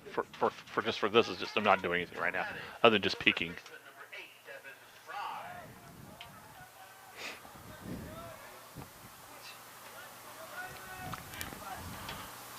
Ooh. Ball 1. Wait a second here. Tevin. 15 seconds. We left early and they still came back really quick. Cal's like, let's go. Coming back in 5, 4, 3, 2, 1. We welcome you back here to the bottom of the fourth. It's Devin Fry at the plate. He's had a couple of balls thrown to him, one high, one low, and Cal also fired a strike in there. This one sent into the field of play. Bodie trying to find it. Got it in the sun. And Bodie makes another stellar catch in right field for out number 1. Same way that Fry went down in the first time he was at the plate. Well, let's see here. He's done that to a couple people, keeping it kind of in front of him a little bit. But so far, Devin hitting it right to Blake Bodie twice. Same person did that again. Josh Wilkinson at the plate. The right fielder did that to Bodie in the first inning. Breaking ball. Ball 1 on the same call that's gotten Colfax 2 strikeouts looking when they were batting. The 1-0. Low, ball 2. Parker Huber was at shortstop, and Parker put both his hands in the air and went, "Are you kidding?" On that first pitch that could have been easily called strike 1. Instead, it's now a count that sits at 2 balls and no strikes. Here's the pitch. Hammered high, not very deep, and that is foul. And gets out of play. Off the bus. Off the bus again. And rolls off the front. 2-1. The pitch from Cal. A shot to center. Kieran on the run. And it's going to drop in as that breaks up what Cal had been doing. He was through 3 innings and a third without giving up any base runners. And Wilkinson breaks it up with a single to center.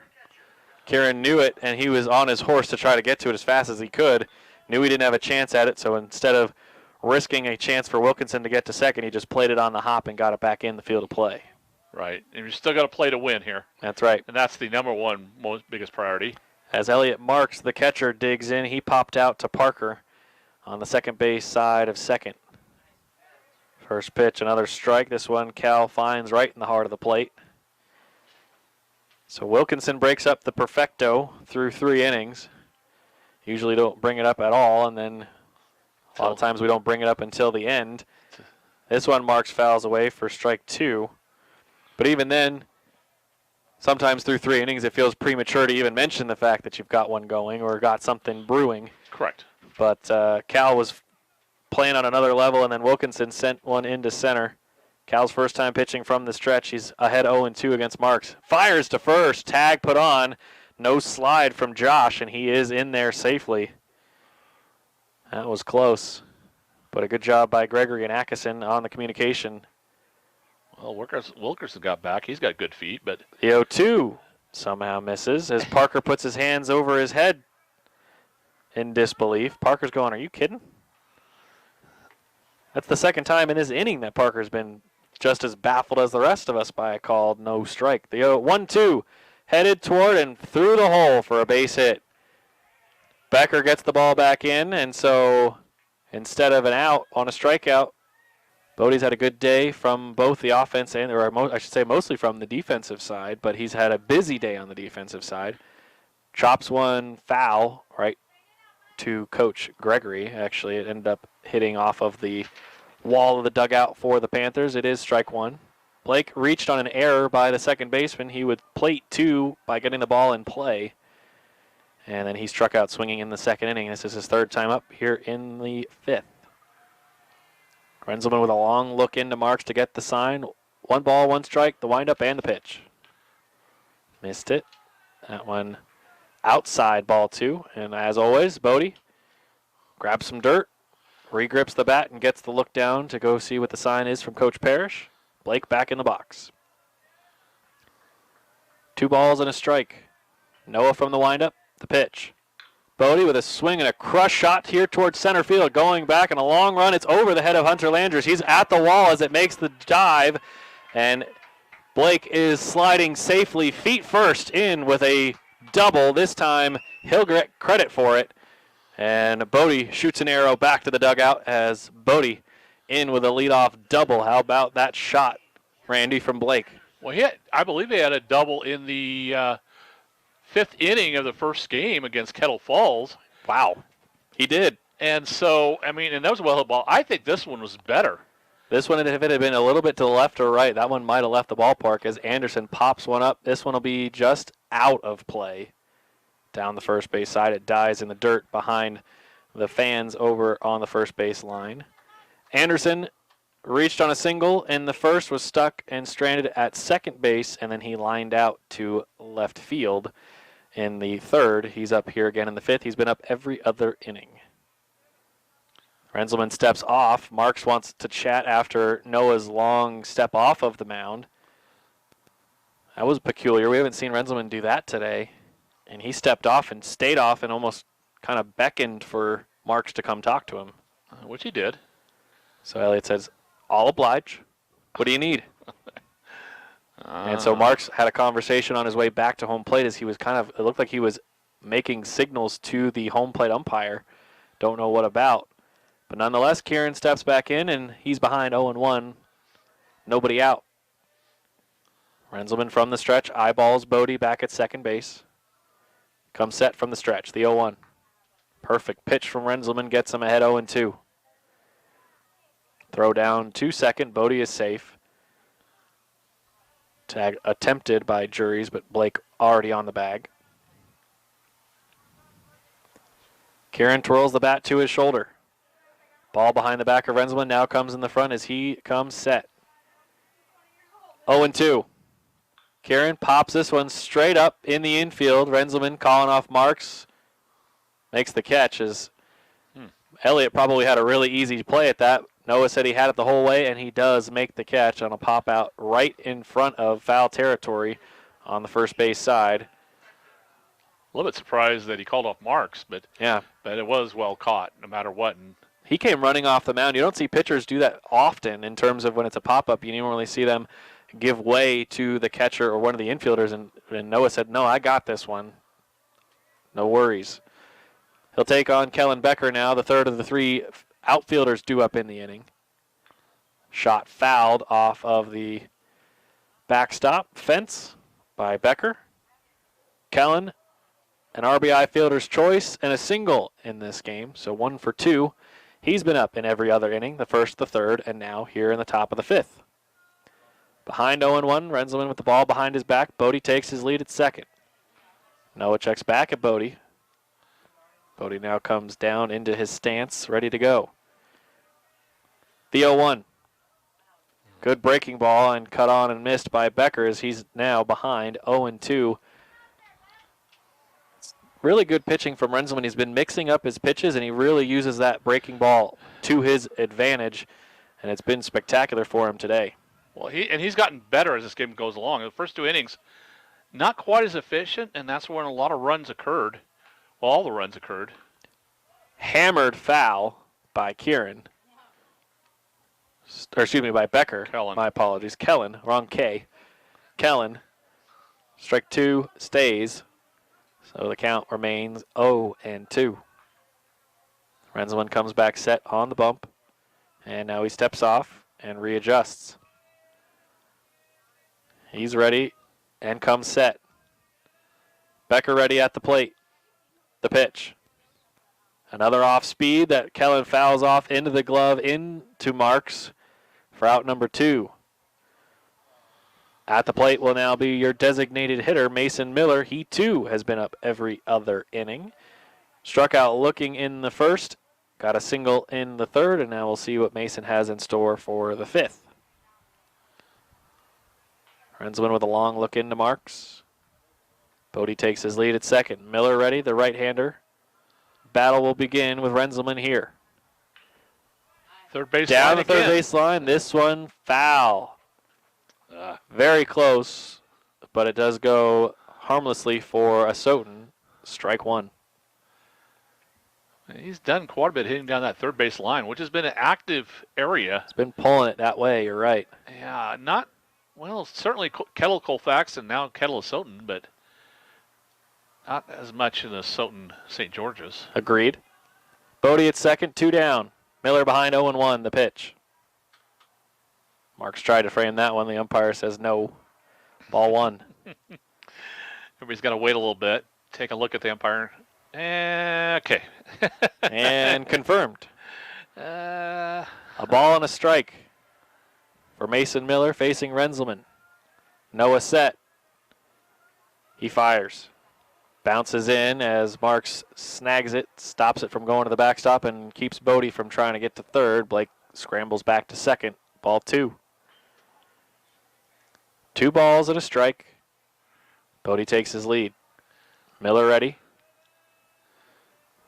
Renzelman waiting for the sign. He comes set. 2 balls and a strike. And the pitch. Swing and a miss for strike 2. Good cut by Mason. Just ended up over the top of the ball, as the ball looked like it was about belt high, and the swing came about chest high from Mason. 2 balls, 2 strikes. 1 on and 2 out.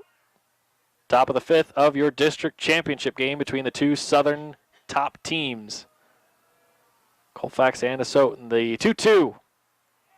wow. Up and away, Mason holds off, and he's rewarded with ball 3. Hard one to pull off of, because with the Inconsistencies. the way the call's been made, I'll just put it super diplomatically.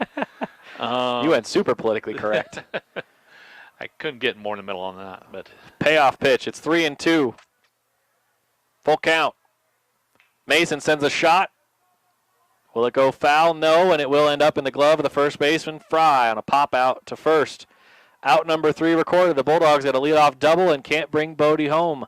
We'll come to the bottom half of the 5th when we return here on 1450 KCLX and online at listentothegame.com. Clear. 90. 90. Thank you.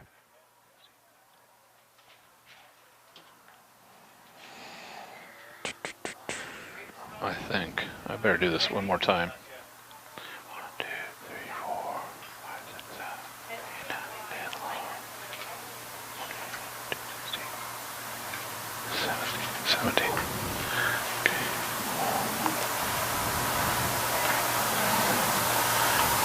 87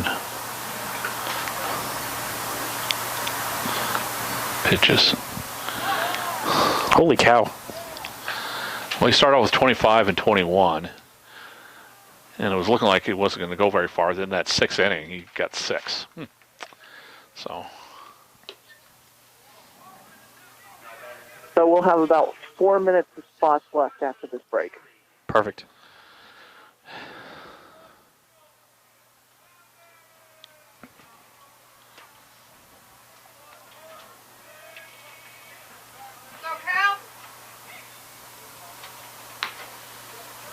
Come on. Back in 15. Thank you.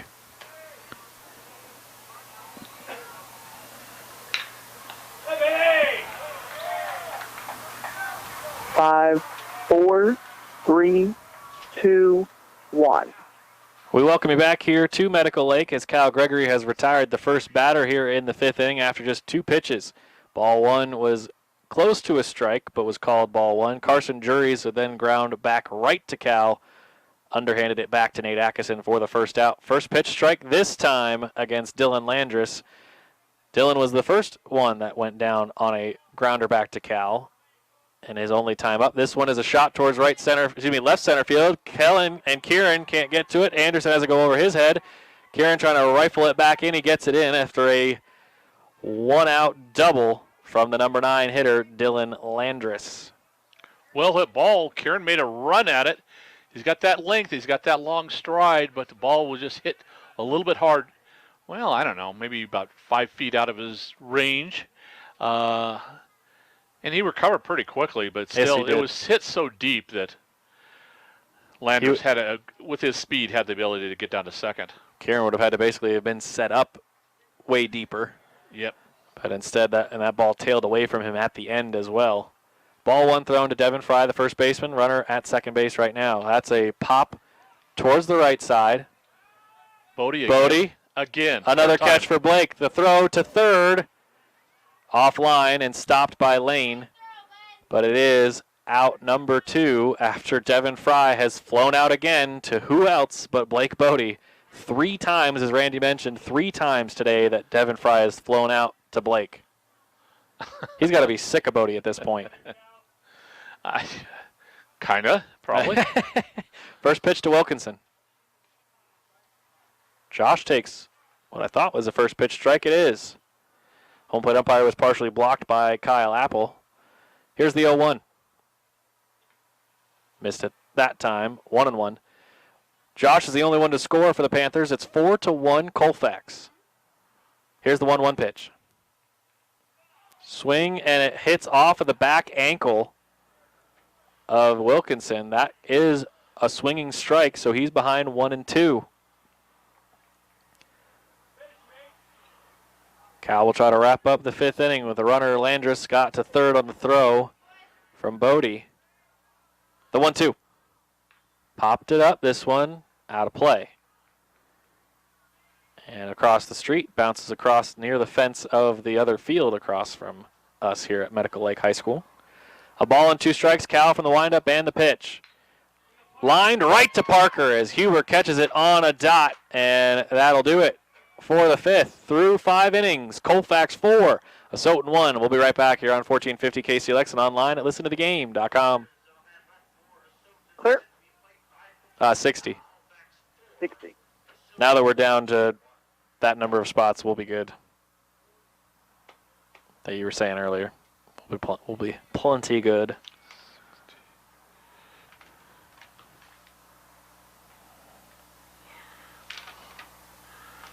Wow.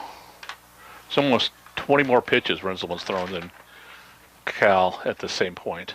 19 difference. Wow. So Cal is going to have, well, never mind. Don't do it. Don't do it, Stick. I mean, he's got a good chance of... Oh, going 7. Yeah. I was going to say it a little bit differently. I thought, oh, that sounds rude. Back in 10. Still Renzelman.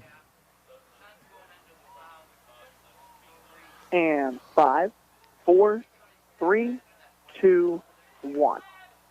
We welcome you back to Medical Lake High School. It's Matthew Zimmer and Randy Stickle here with you as the Bulldogs take on Noah Renzelman for the top of the 6th.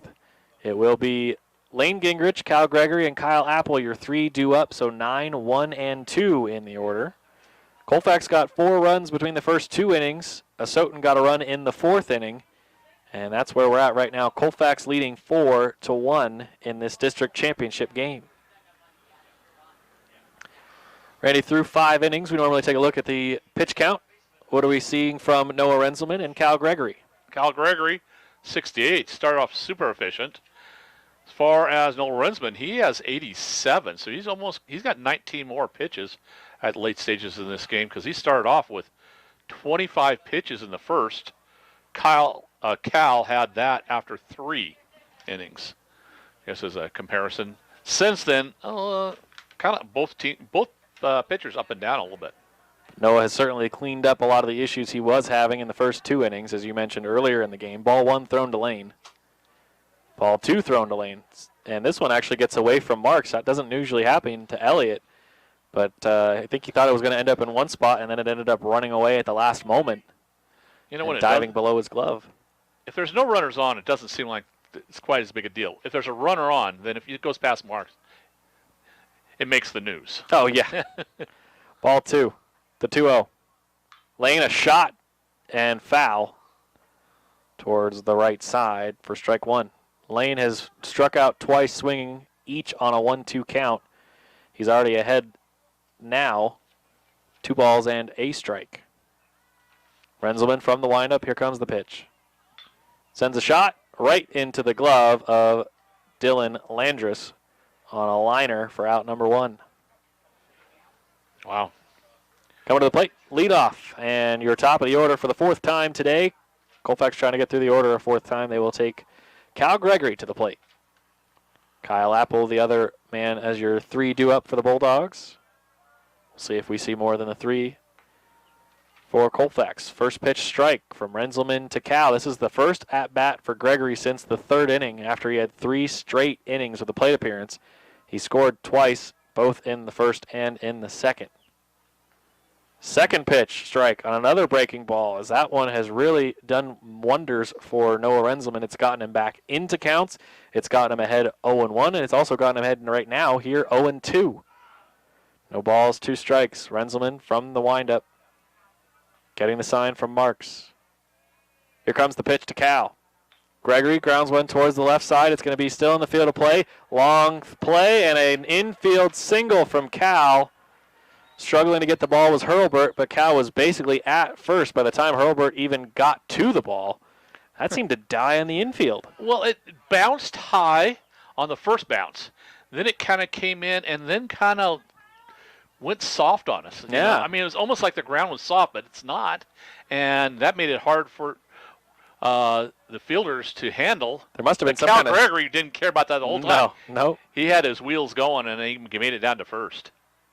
Starting to think there might have been some type of spin on the ball, as Cal is not exactly testing the arm of Elliott Marks, but Elliott says, if you are, I'm going to throw down to first, and he does. Cal is safe there. And they know each other. Yes, they do. They had a competition, it seemed like, going back and forth in Asotin, trying to pick each other off when they faced off in a pair of games in Asotin. The pitch.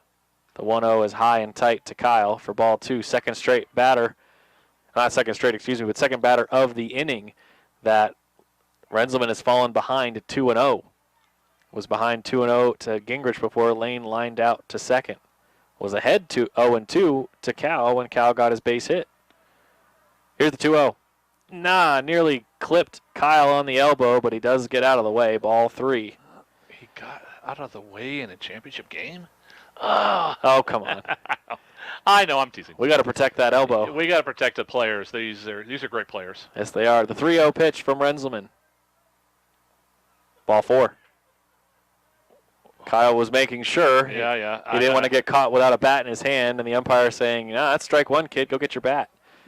And that should just about do it for Renzelman, as we're going to see the coach come out. He's close, if not at the limit. We'll get that in just a second. Renzelman done. And it looks like coming into pitch. That's 98. Will be Taryn Judy. We'll take a break while Judy warms up, and we'll be right back here on AM 1450 KCLX and online at listentothegame.com. Clear. 90. 90.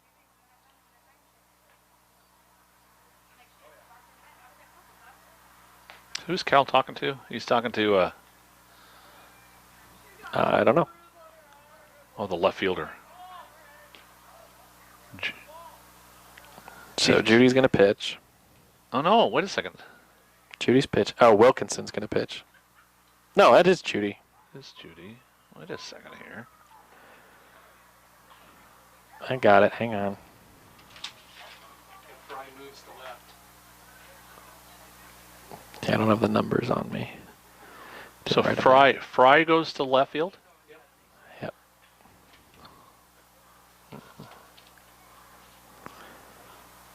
And that's who was talking to. That makes sense. Renzelman went to third. Okay. So Noah's at third, Randy. Okay.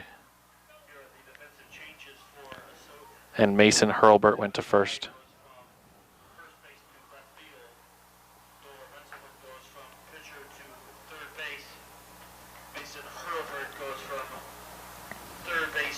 About 10 seconds. Thank you. 5, 4, 3, 2, 1. We welcome you back to Medical Lake, and we've got all the changes for the Asotin Panthers as they've made a number of them on the defensive side. From left field and coming into pitch is Taryn Judy.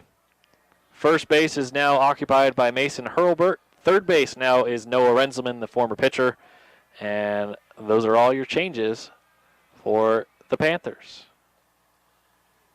First pitch is ball 1 from Judy to Parker Huber, the pitcher of game 1. Parker has runners at first and second with 1 out. Judy from the stretch. He's set. Ball 1, the 1-0.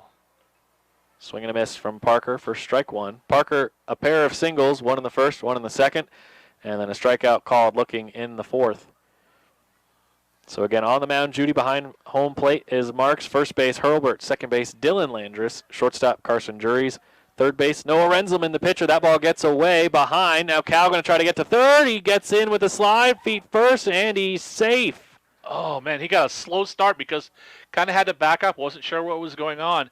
Once he got going, he went in and slid, and the throw was high. Tough catch for Renzelman. Oh, man. Noah somehow was able to keep the ball in his glove to avoid Cal scampering for home. And now the entire infield in on the grass with runners at second and third. Judy set from the stretch, the 2-1. Up and in, ball 3. Again with the changes, we went through the infield. Here's the outfield. Devin Fry in left, Hunter Landris in center, and Josh Wilkinson in right. Cal and Kyle take their leads. And Marks never moves. Nope. He's pitched 1 time against the Bulldogs so far when we've seen him, and that's ball 4 away. So on 5 pitches, the bases come loaded. Nate Atkinson batting cleanup, playing at first base, comes in to face the lefty Judy. Actually, no, he's right-handed. He moved his glove, and I got confused for a moment. My apologies. Judy back on the mound, and now he'll pitch from the windup. With the bases loaded, Atkinson will face the first pitch from Taryn. Bouncing in and scooped up by Marks for ball 1. That was a good stop by Elliott, because I was almost headed for the backstop. Ball 1. And just as Renzelman actually was starting to get his control really solid, he ran out of pitches. The 1-0. And Colfax suddenly became very patient in the batter's box. Yes, they did. They were more than willing to let Renzelman throw himself out of the game in terms of because of the pitch count. Right. And now they have to get to face off with a reliever, that again being Taryn Judy. Judy has struggled finding the zone. He's only found the strike zone 1 time in the first 7 pitches he's thrown. Nate ahead 2-0, grounding towards the second baseman, up with the ball, throwing to home. Safe! Elliott Marks must have been off the plate because it looked like the ball beat Cal. But Cal is called home safe. So Gregory scores run number 5. He has scored 3 runs in this game. Everybody moves up. Fielder's choice is what Atkinson unfortunately gets, but he does get the RBI. And a little bit of a bobble. Yes. Hands. That took a little bit of time. That's true. That helped. And that helped a little bit. Bases stay loaded for Blake Bodie. Blake takes ball 1. That ball does get away from Marks, but Kyle Apple said, I want no part of that. Ball 1. No, we're perfectly happy just to march him around. That's right. That'll work, too. Apple, Huber, and Atkinson, your 3 on the base paths. Again, that's from third, second to first. Apple at third, Huber at second, Atkinson at first. The bases loaded with the entire infield for the Panthers playing in on the infield grass. From the stretch, Judy pitches the 1-0. Missed it. Way inside to Bodie. Ball 2. Blake goes for some dirt. One big practice cut. Gets the sign from Coach Parrish, and he'll dig in. A battle of right-handed pitcher and batter. 2 balls and no strikes. The base is full. The pitch. Low, ball 3. Marks tried to frame it. Didn't have to try much. That was a very borderline pitch that Judy just missed out of the zone. 3-0. Bodie would be more than happy to take a walk to walk in a run. 3-0.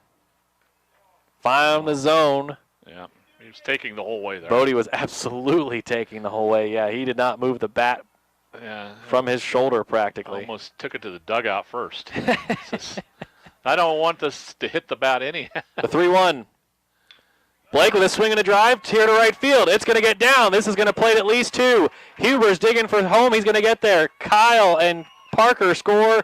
Nate into third. Bodie with a double and RBI. Add 2 to the total for Blake Bodie. He now has his official RBI double. He had his RBIs from the first inning that did not count because it was an error, but 2 runs did score there, and now he officially, with a 2-run double, runs 6 and 7 are plated, and now Atkinson stands at third with Bodie at second.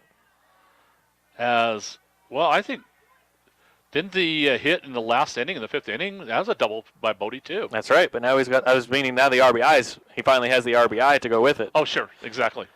Instead of before where he had the ball in play, but he didn't get the credit for it. First pitch to Kieran was a strike. 0-1 as Judy goes from the windup now with runners at second and third. Ground ball, foul towards the Colfax dugout. Strike 2. Kieran has reached on a single, lined out to left, and popped out to the pitcher. And so Judy facing off with Anderson. 2 on, 1 out. Pitch to Kieran. Swinging a high pop out towards left field. Fry waiting for it, looking at it, got it. Nate's going to tag, and he is not going to go all the way for home, as that was a great throw from the left fielder.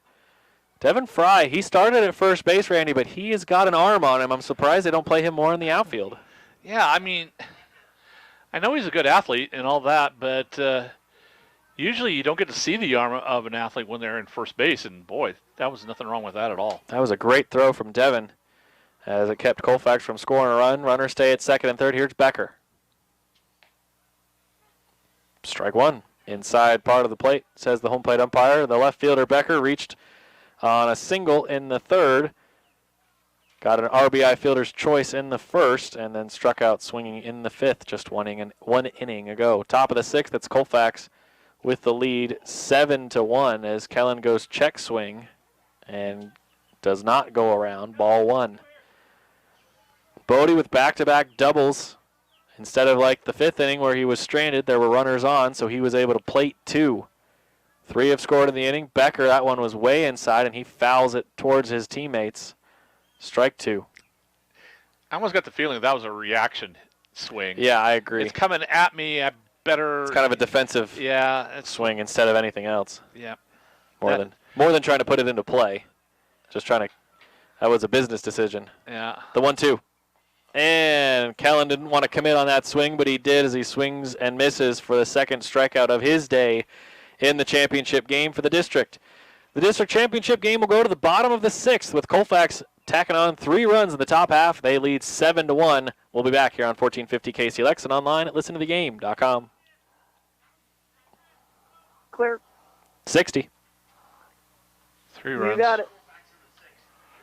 And after that, we'll have 1 spot, and then we are good to go for coverage.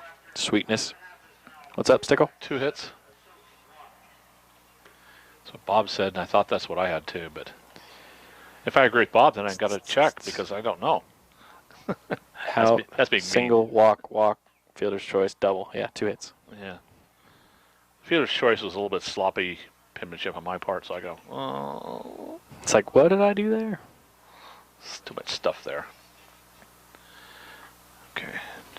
You need a book like mine. Uh-huh. Big old book. Big old thing.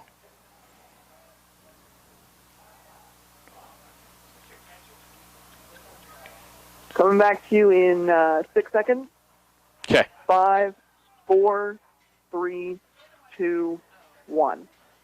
We welcome you back to Medical Lake High School. Matthew Zimmer, Randy Stickle here with you as Medical Lake is hosting the District 7 2B, Northeast 2B League championship game here for the district. The two Southern Division teams, the two top teams from the South facing off in the championship game. The two North top teams will be facing off in the consolation game. First pitch to Elliot Marks is a called strike right down the plate, right down the heart of the plate, I should say. And a solid pitch from Cal. The second offering is low and away, ball 1. So count goes even, 1 ball and 1 strike. Cal fires the 1-1. Trying to get the call on the outside corner. He does not. 2-1. Huber playing on the outfield grass, just his heels on the outfield grass. Here's the 2-1. Perfect pitch from Cal. Gets him back in it. Even 2-2. Evan Henning also near the outfield grass. Gingrich and Atkinson, your corner infielders, playing mid-depth at first and third. Karen playing deep here close to us and actually left center field. The payoff. Ground ball by Marks is foul. Full count, and actually this will be the 7th pitch thrown to Marks. Yes, it will. 3 balls, 2 strikes. Cal ready. The payoff once again. Marks ducks under it, and that's an easy call for ball 4. Second straight inning that Marks has reached. He worked a single in the 4th. Was stranded at third, and the bases loaded chance by the Panthers. Sorry, I shouldn't say his last. I should say his last time up, not the last inning. That was in the 4th. At the plate now, Noah Renzelman, the pitcher turned third baseman, as he takes ball 1.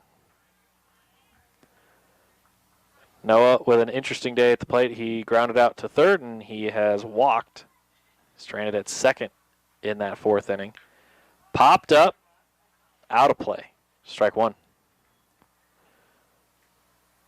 Again, both these teams won their semifinal by the score of 2-0 over their northern foe. Asotin over St. George's and Colfax over Kettle Falls. The Bulldogs here lead things 7-1 over Asotin. Ball 2 for Cal. To Renzelman. 3 due up in the inning. Marks, Renzelman, and Hurlburt. Marks already on at first base. From the stretch, the 2-1. Just got a piece of it off the end of the bat, and that makes it 2-2. That pitch was low, Randy, but he was intent on fishing for it, and Colfax benefits as it's a foul ball for 2-2. It's one of those, you make a decision about halfway through the pitch. They're going, this is the one I'm going for, and no matter where it ends up. So at that point, he was just trying to get his bat to it, as Cal tries to pick Marks off of first from the mound to no avail. 2-2. The pitch. Popped up. Is this playable? Atkinson and Cal giving it a look, and it does end up out of play. Cal and Nate bump fists as they ended up in the same spot, as if to say, hey, nice work. 2-2. Stays the count as Cal faces Renzelman. The 2 starting pitchers doing battle. Again, Renzelman now playing at third base after he reached near the pitch limit. He went around. Renzelman goes down swinging. Out number 1. Cal's 3rd strikeout swinging, his 4th strikeout overall. His first since the end of the 4th. Mason Hurlburt at the plate. New first baseman for the Panthers. Cal set from the stretch. The first pitch to Mason. Ball 1.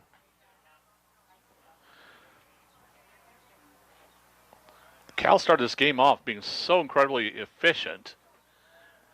Now it's just a little bit different. That one way up and tight. Marks gave it a look, and Kyle says, get back to first. It's ball 2 to Hurlburt. He was looking to throw that. It was almost... Wow. Kyle was almost off balance when he threw that one. He's kind of leaning backwards going, no. 2 balls, no strikes. Hurlburt ahead in the count. Right towards Evan. Henning to second. Back to first. They said he was off base? They said Parker was off the bag. Ugh. Don't believe that, but okay. All right. Elliott Marks gifted second. Fielder's choice as Hurlburt reaches. Okay. Taryn Judy to the plate, your new pitcher, the relief pitcher for Soton. He started the game in left field. He struck out and flew out. And who else would he fly out to? It was Blake Bodie. Mm-hmm. Pitch. Ground ball. Foul down towards Lane at third. Strike one. Cal gets the ball back from Gingrich. Evan Henning with a little bit unorthodox throw to second. He kind of just threw it like side hand because he just thought he was going to, it looked like he was going to go to first, then changed his mind and went to second, and that's when Parker was trying to make the turn. Down to third. Lane touched the bag across to first. Bounces into Nate. Double play. Out of the inning on a 5-3 double play. Well done there by the Bulldogs, and they get out of trouble. Colfax 7, Soton 1, top of the 7th when we come back of the district championship game here on 1450 KCLX and online at listentothegame.com. Claire? 60. You got it, 60. What is the full title of the championship game? I don't know what the full title is. Like the division and the district? It's the Northeast 2B League, District 7. District 7. District 7, Northeast 2B League champions for 2018. The team to be determined. Oh, that's right. Yeah. Yeah, it's. Goals too. Let me see something. Whitman. What are you doing there, buddy? You okay? Spokane. Did you just come in here and die? Coming back to you guys in 5, 4, 3, 2, 1. Welcome back. Top of the 7th of your district championship game here for District 7, the Northeast 2B League. It's Colfax and Soton, the two top teams of the South, doing battle for the championship. Colfax ahead 7-1 as they pushed 3 runs in the first, 1 in the second, and then 3 more in the 6th. We'll see if the Bulldogs have any more runs in store as they'll take on Taryn Judy for the second inning in a row. Taryn pitched the final 2/3 of the inning for the Panthers in the 6th after the first out was recorded by Renzelman. Then he also gave up the base hit to Cal before he was pulled to face Kyle Apple for Taryn Judy. Actually, scratch that. Renzelman also faced Apple. That's when Judy came in. Here's the first pitch. First pitch called strike against Mason Miller. That almost hit Mason, and Mason was not hugging that inside batter's box line. The 0-1. Popped up, playable. This one on the infield. Renzelman now playing at third base makes the catch. Out number 1. Tough day for Miller in game 2. He struck out looking, popped out twice, once to first and now once to third, as he also did have a base hit. At the plate will now be Lane Gingrich. Lane's had an even tougher day. 2 strikeouts swinging and a liner straight to Dylan Landris. First pitch from Judy. Bouncing ball right up the middle. It gets through for a base hit, so Lane works himself aboard as he gets a single with 1 out. Well hit ball. Nice bounce. We thought those are the type of bounces you expect in a field like this, where they bounce high and they bounced over the fielders. Yep, certainly did that, and they got past the 2 gloves of Juries and Landris. Ended up in center field, taken care of by Hunter Landris. 4th time through the order complete. Cal will make it a 5th as he leads this one off. Or not. Time called. Home plate umpire says, hey, wait a minute.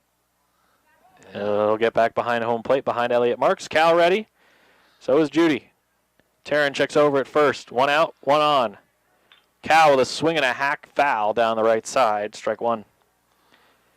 Cal Gregory, 2 singles, a double, 3 runs scored, and a fly out to center. Been a much better day at the plate for Cal here in the second game as opposed to the first game. The first game he was 1 for 3, did not score, was stranded at third, his only time he reached base in the first inning of the first game. Up with the ball, tagging the bag, and throwing to first in time for the double play. The Bulldogs go down in order despite the single. 3 outs on the board. Top of the 7th complete. Colfax 7-1 lead as we go to the bottom half of the inning in the championship game between Colfax and Asotin. We'll be right back here on 1450 KCLX and online at listentothegame.com. Clear. 60. All right, 60. If they pull this off, is this the second year in a row or is this the third? Second straight district championship. Nice. If they pull it off, right. Absolutely, because it is definitely not a sure thing. It's not over yet. I'm tired of jinxing things. I already jinxed the perfect game. I'm just kidding. You didn't do that. That wasn't your fault. I'm kidding. I was I didn't kidding. even go there. I know. Other than say that I don't want to jinx anything. I said there were some efficient innings. No, you didn't say it on the air. I'm teasing. Because Don't jinx it. 10 seconds. you said during the second inning, you're like, I don't want to jinx anything, though. Well, I was just talking about 5, efficient. 4, 3, 2, 1. Welcome back to Medical Lake High School. Matthew Zimmer, Randy Stickle here with you. The Bulldogs 3 outs away from a second straight district championship as they'll face off with 7, 8, and 9. Cal Gregory stays in the game and fires a first pitch ball outside to Tanner Brissett. He has had Tanner's number today. 2 swinging strikeouts on 1-2 counts. Here's the 1-0. First time Cal's been behind 2-0 against Brissett. Brissett, the designated hitter, we've talked about, he's got speed. They were trying to see if they could use the speed. He hasn't been on the bases yet. The 2-0 in there for a strike. Strike 1. He's actually getting a little bit close to his count, Max. Yes, Cal has as well, the 2-1. Fouled away for strike 2 off of the glove of Kyle Apple. Would have still just been strike 2 even if Kyle had held on. 2 balls, 2 strikes. Bulldogs defense has stayed the same throughout the game. No changes, no switches in terms of the defensive players. Cal ready. 2 balls, 2 strikes, and the pitch. Waved at it, missed it.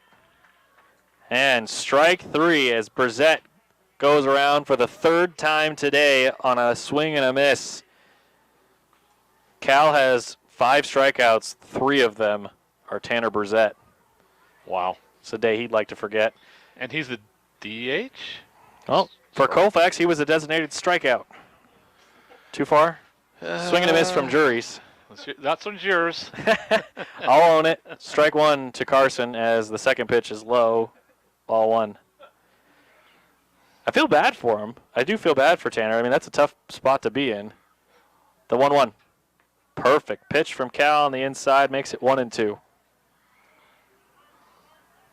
Gregory back on the mound, ready to fire again. 1-2 to Juries. Right back to Cal. It went past his glove. Evan can't quite get it. That's a base hit. Kieran will get it back in the field of plays. It slowly rolls to him in center field. So another base hit. This is the first one for Juries. He's now 1 for 3. Cal, with 1 down, faces off now with Dylan Landris. And we are very close. We're upper 90s now. Cal will look for a double play then. Strike 1. This is Dylan Landris. The other Landris, Hunter, has not batted today in this game. He's playing center field. Right. The 0-1. Missed it, ball 1. Count even at 1 ball and 1 strike. Facing off with Landris, the bottom of the order, number 9 in the order. 1-1. Cut on and miss, strike 2. Cal, ball back in the glove. Now outside as he leans in to get the sign. He's set. The 1-2, a pickoff, back to first. No. Cal always with a quick first hop off of the rubber to throw out to first base for a pickoff attempt. Misses on the chance there. Just too quick by the batter, or by the runner, I should say. That one fouled away. Count stays at 1-2. Gregory getting close, if not at the count limit. But again, once you start a batter, you are allowed to finish. 1 ball, 2 strikes. The pitch. Oh, wait a second. And it hit him. I'm actually a little bit off. Addition. Couple. Randy. He's still up there. But I know he's just still not up quite. hit by a pitch. Makes it runners at first and second. Cal will take on the top of the order. Devin Fry will try to avoid Blake Bodie for a fourth time. Pitch. He sends it right to him. Blake is under it. And for the fourth time today, Blake Bodie has retired Devin Fry. This is unheard of. This is almost as this. That seems to me less likely than striking out 4 times. 4 times in one game.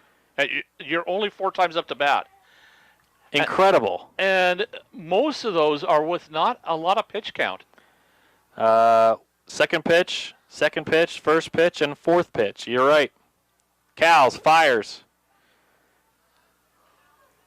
And see, okay, it is ball 1. Kyle stepped up in front of the home plate umpire, so I wasn't quite sure if I heard the call correctly. The 1-0. Missed it again, ball 2. By the way, the runners moved up on Bodie's throw to third. Jury's at third, Landris to second. The 2-0 from Cal. And he got him on the shoulder. Cal has lost some of his command as he's hit 2 batters in the inning, and the bases are now loaded, and here comes Coach Parrish. Yeah, now we're, if not close, we're at it. Or I should say, if we're not at the limit, we're close. And Parrish is going to just talk with the infield. Lane is the only one who hasn't gone out there to talk. Oh, actually, Atkinson and Henning decided to stop at the infield grass. Parrish talking to Cal, saying, can you finish it? Gregory says, let me try. That's the respect level you have when, out of the last, well, I say the last 2 head coaches, but the last one was very long tenured. Between Mike Parrish and Scott Parrish, Randy, that's the thing that he respects his players. If they say they can get it done, he's going to let them try. Exactly. So with the bases loaded, here's Cal. Facing off with the catcher, Elliot Marks. Chopped towards second. Henning to first.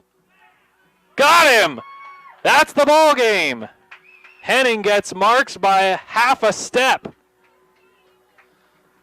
And that'll do it. Your Colfax Bulldogs are District 7 champions for the Northeast 2B League for the 2nd year in a row. And we will be going to Wenatchee. We'll take a break. When we come back, we'll look at that state tournament bracket and the regionals for where Colfax, Asotin, and whoever wins the consolation game will be going next. We'll take a break. When we come back, your post game is next here on 1450 KCLX and online at listentothegame.com. Clear. 2 minutes. 2 minutes. Thank you very much.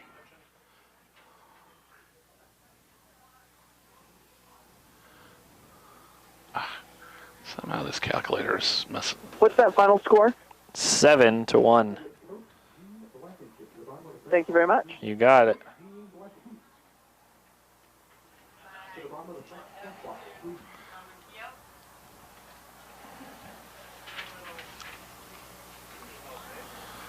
Yeah. Yeah, use it mid-90s. I see what happened. My bad.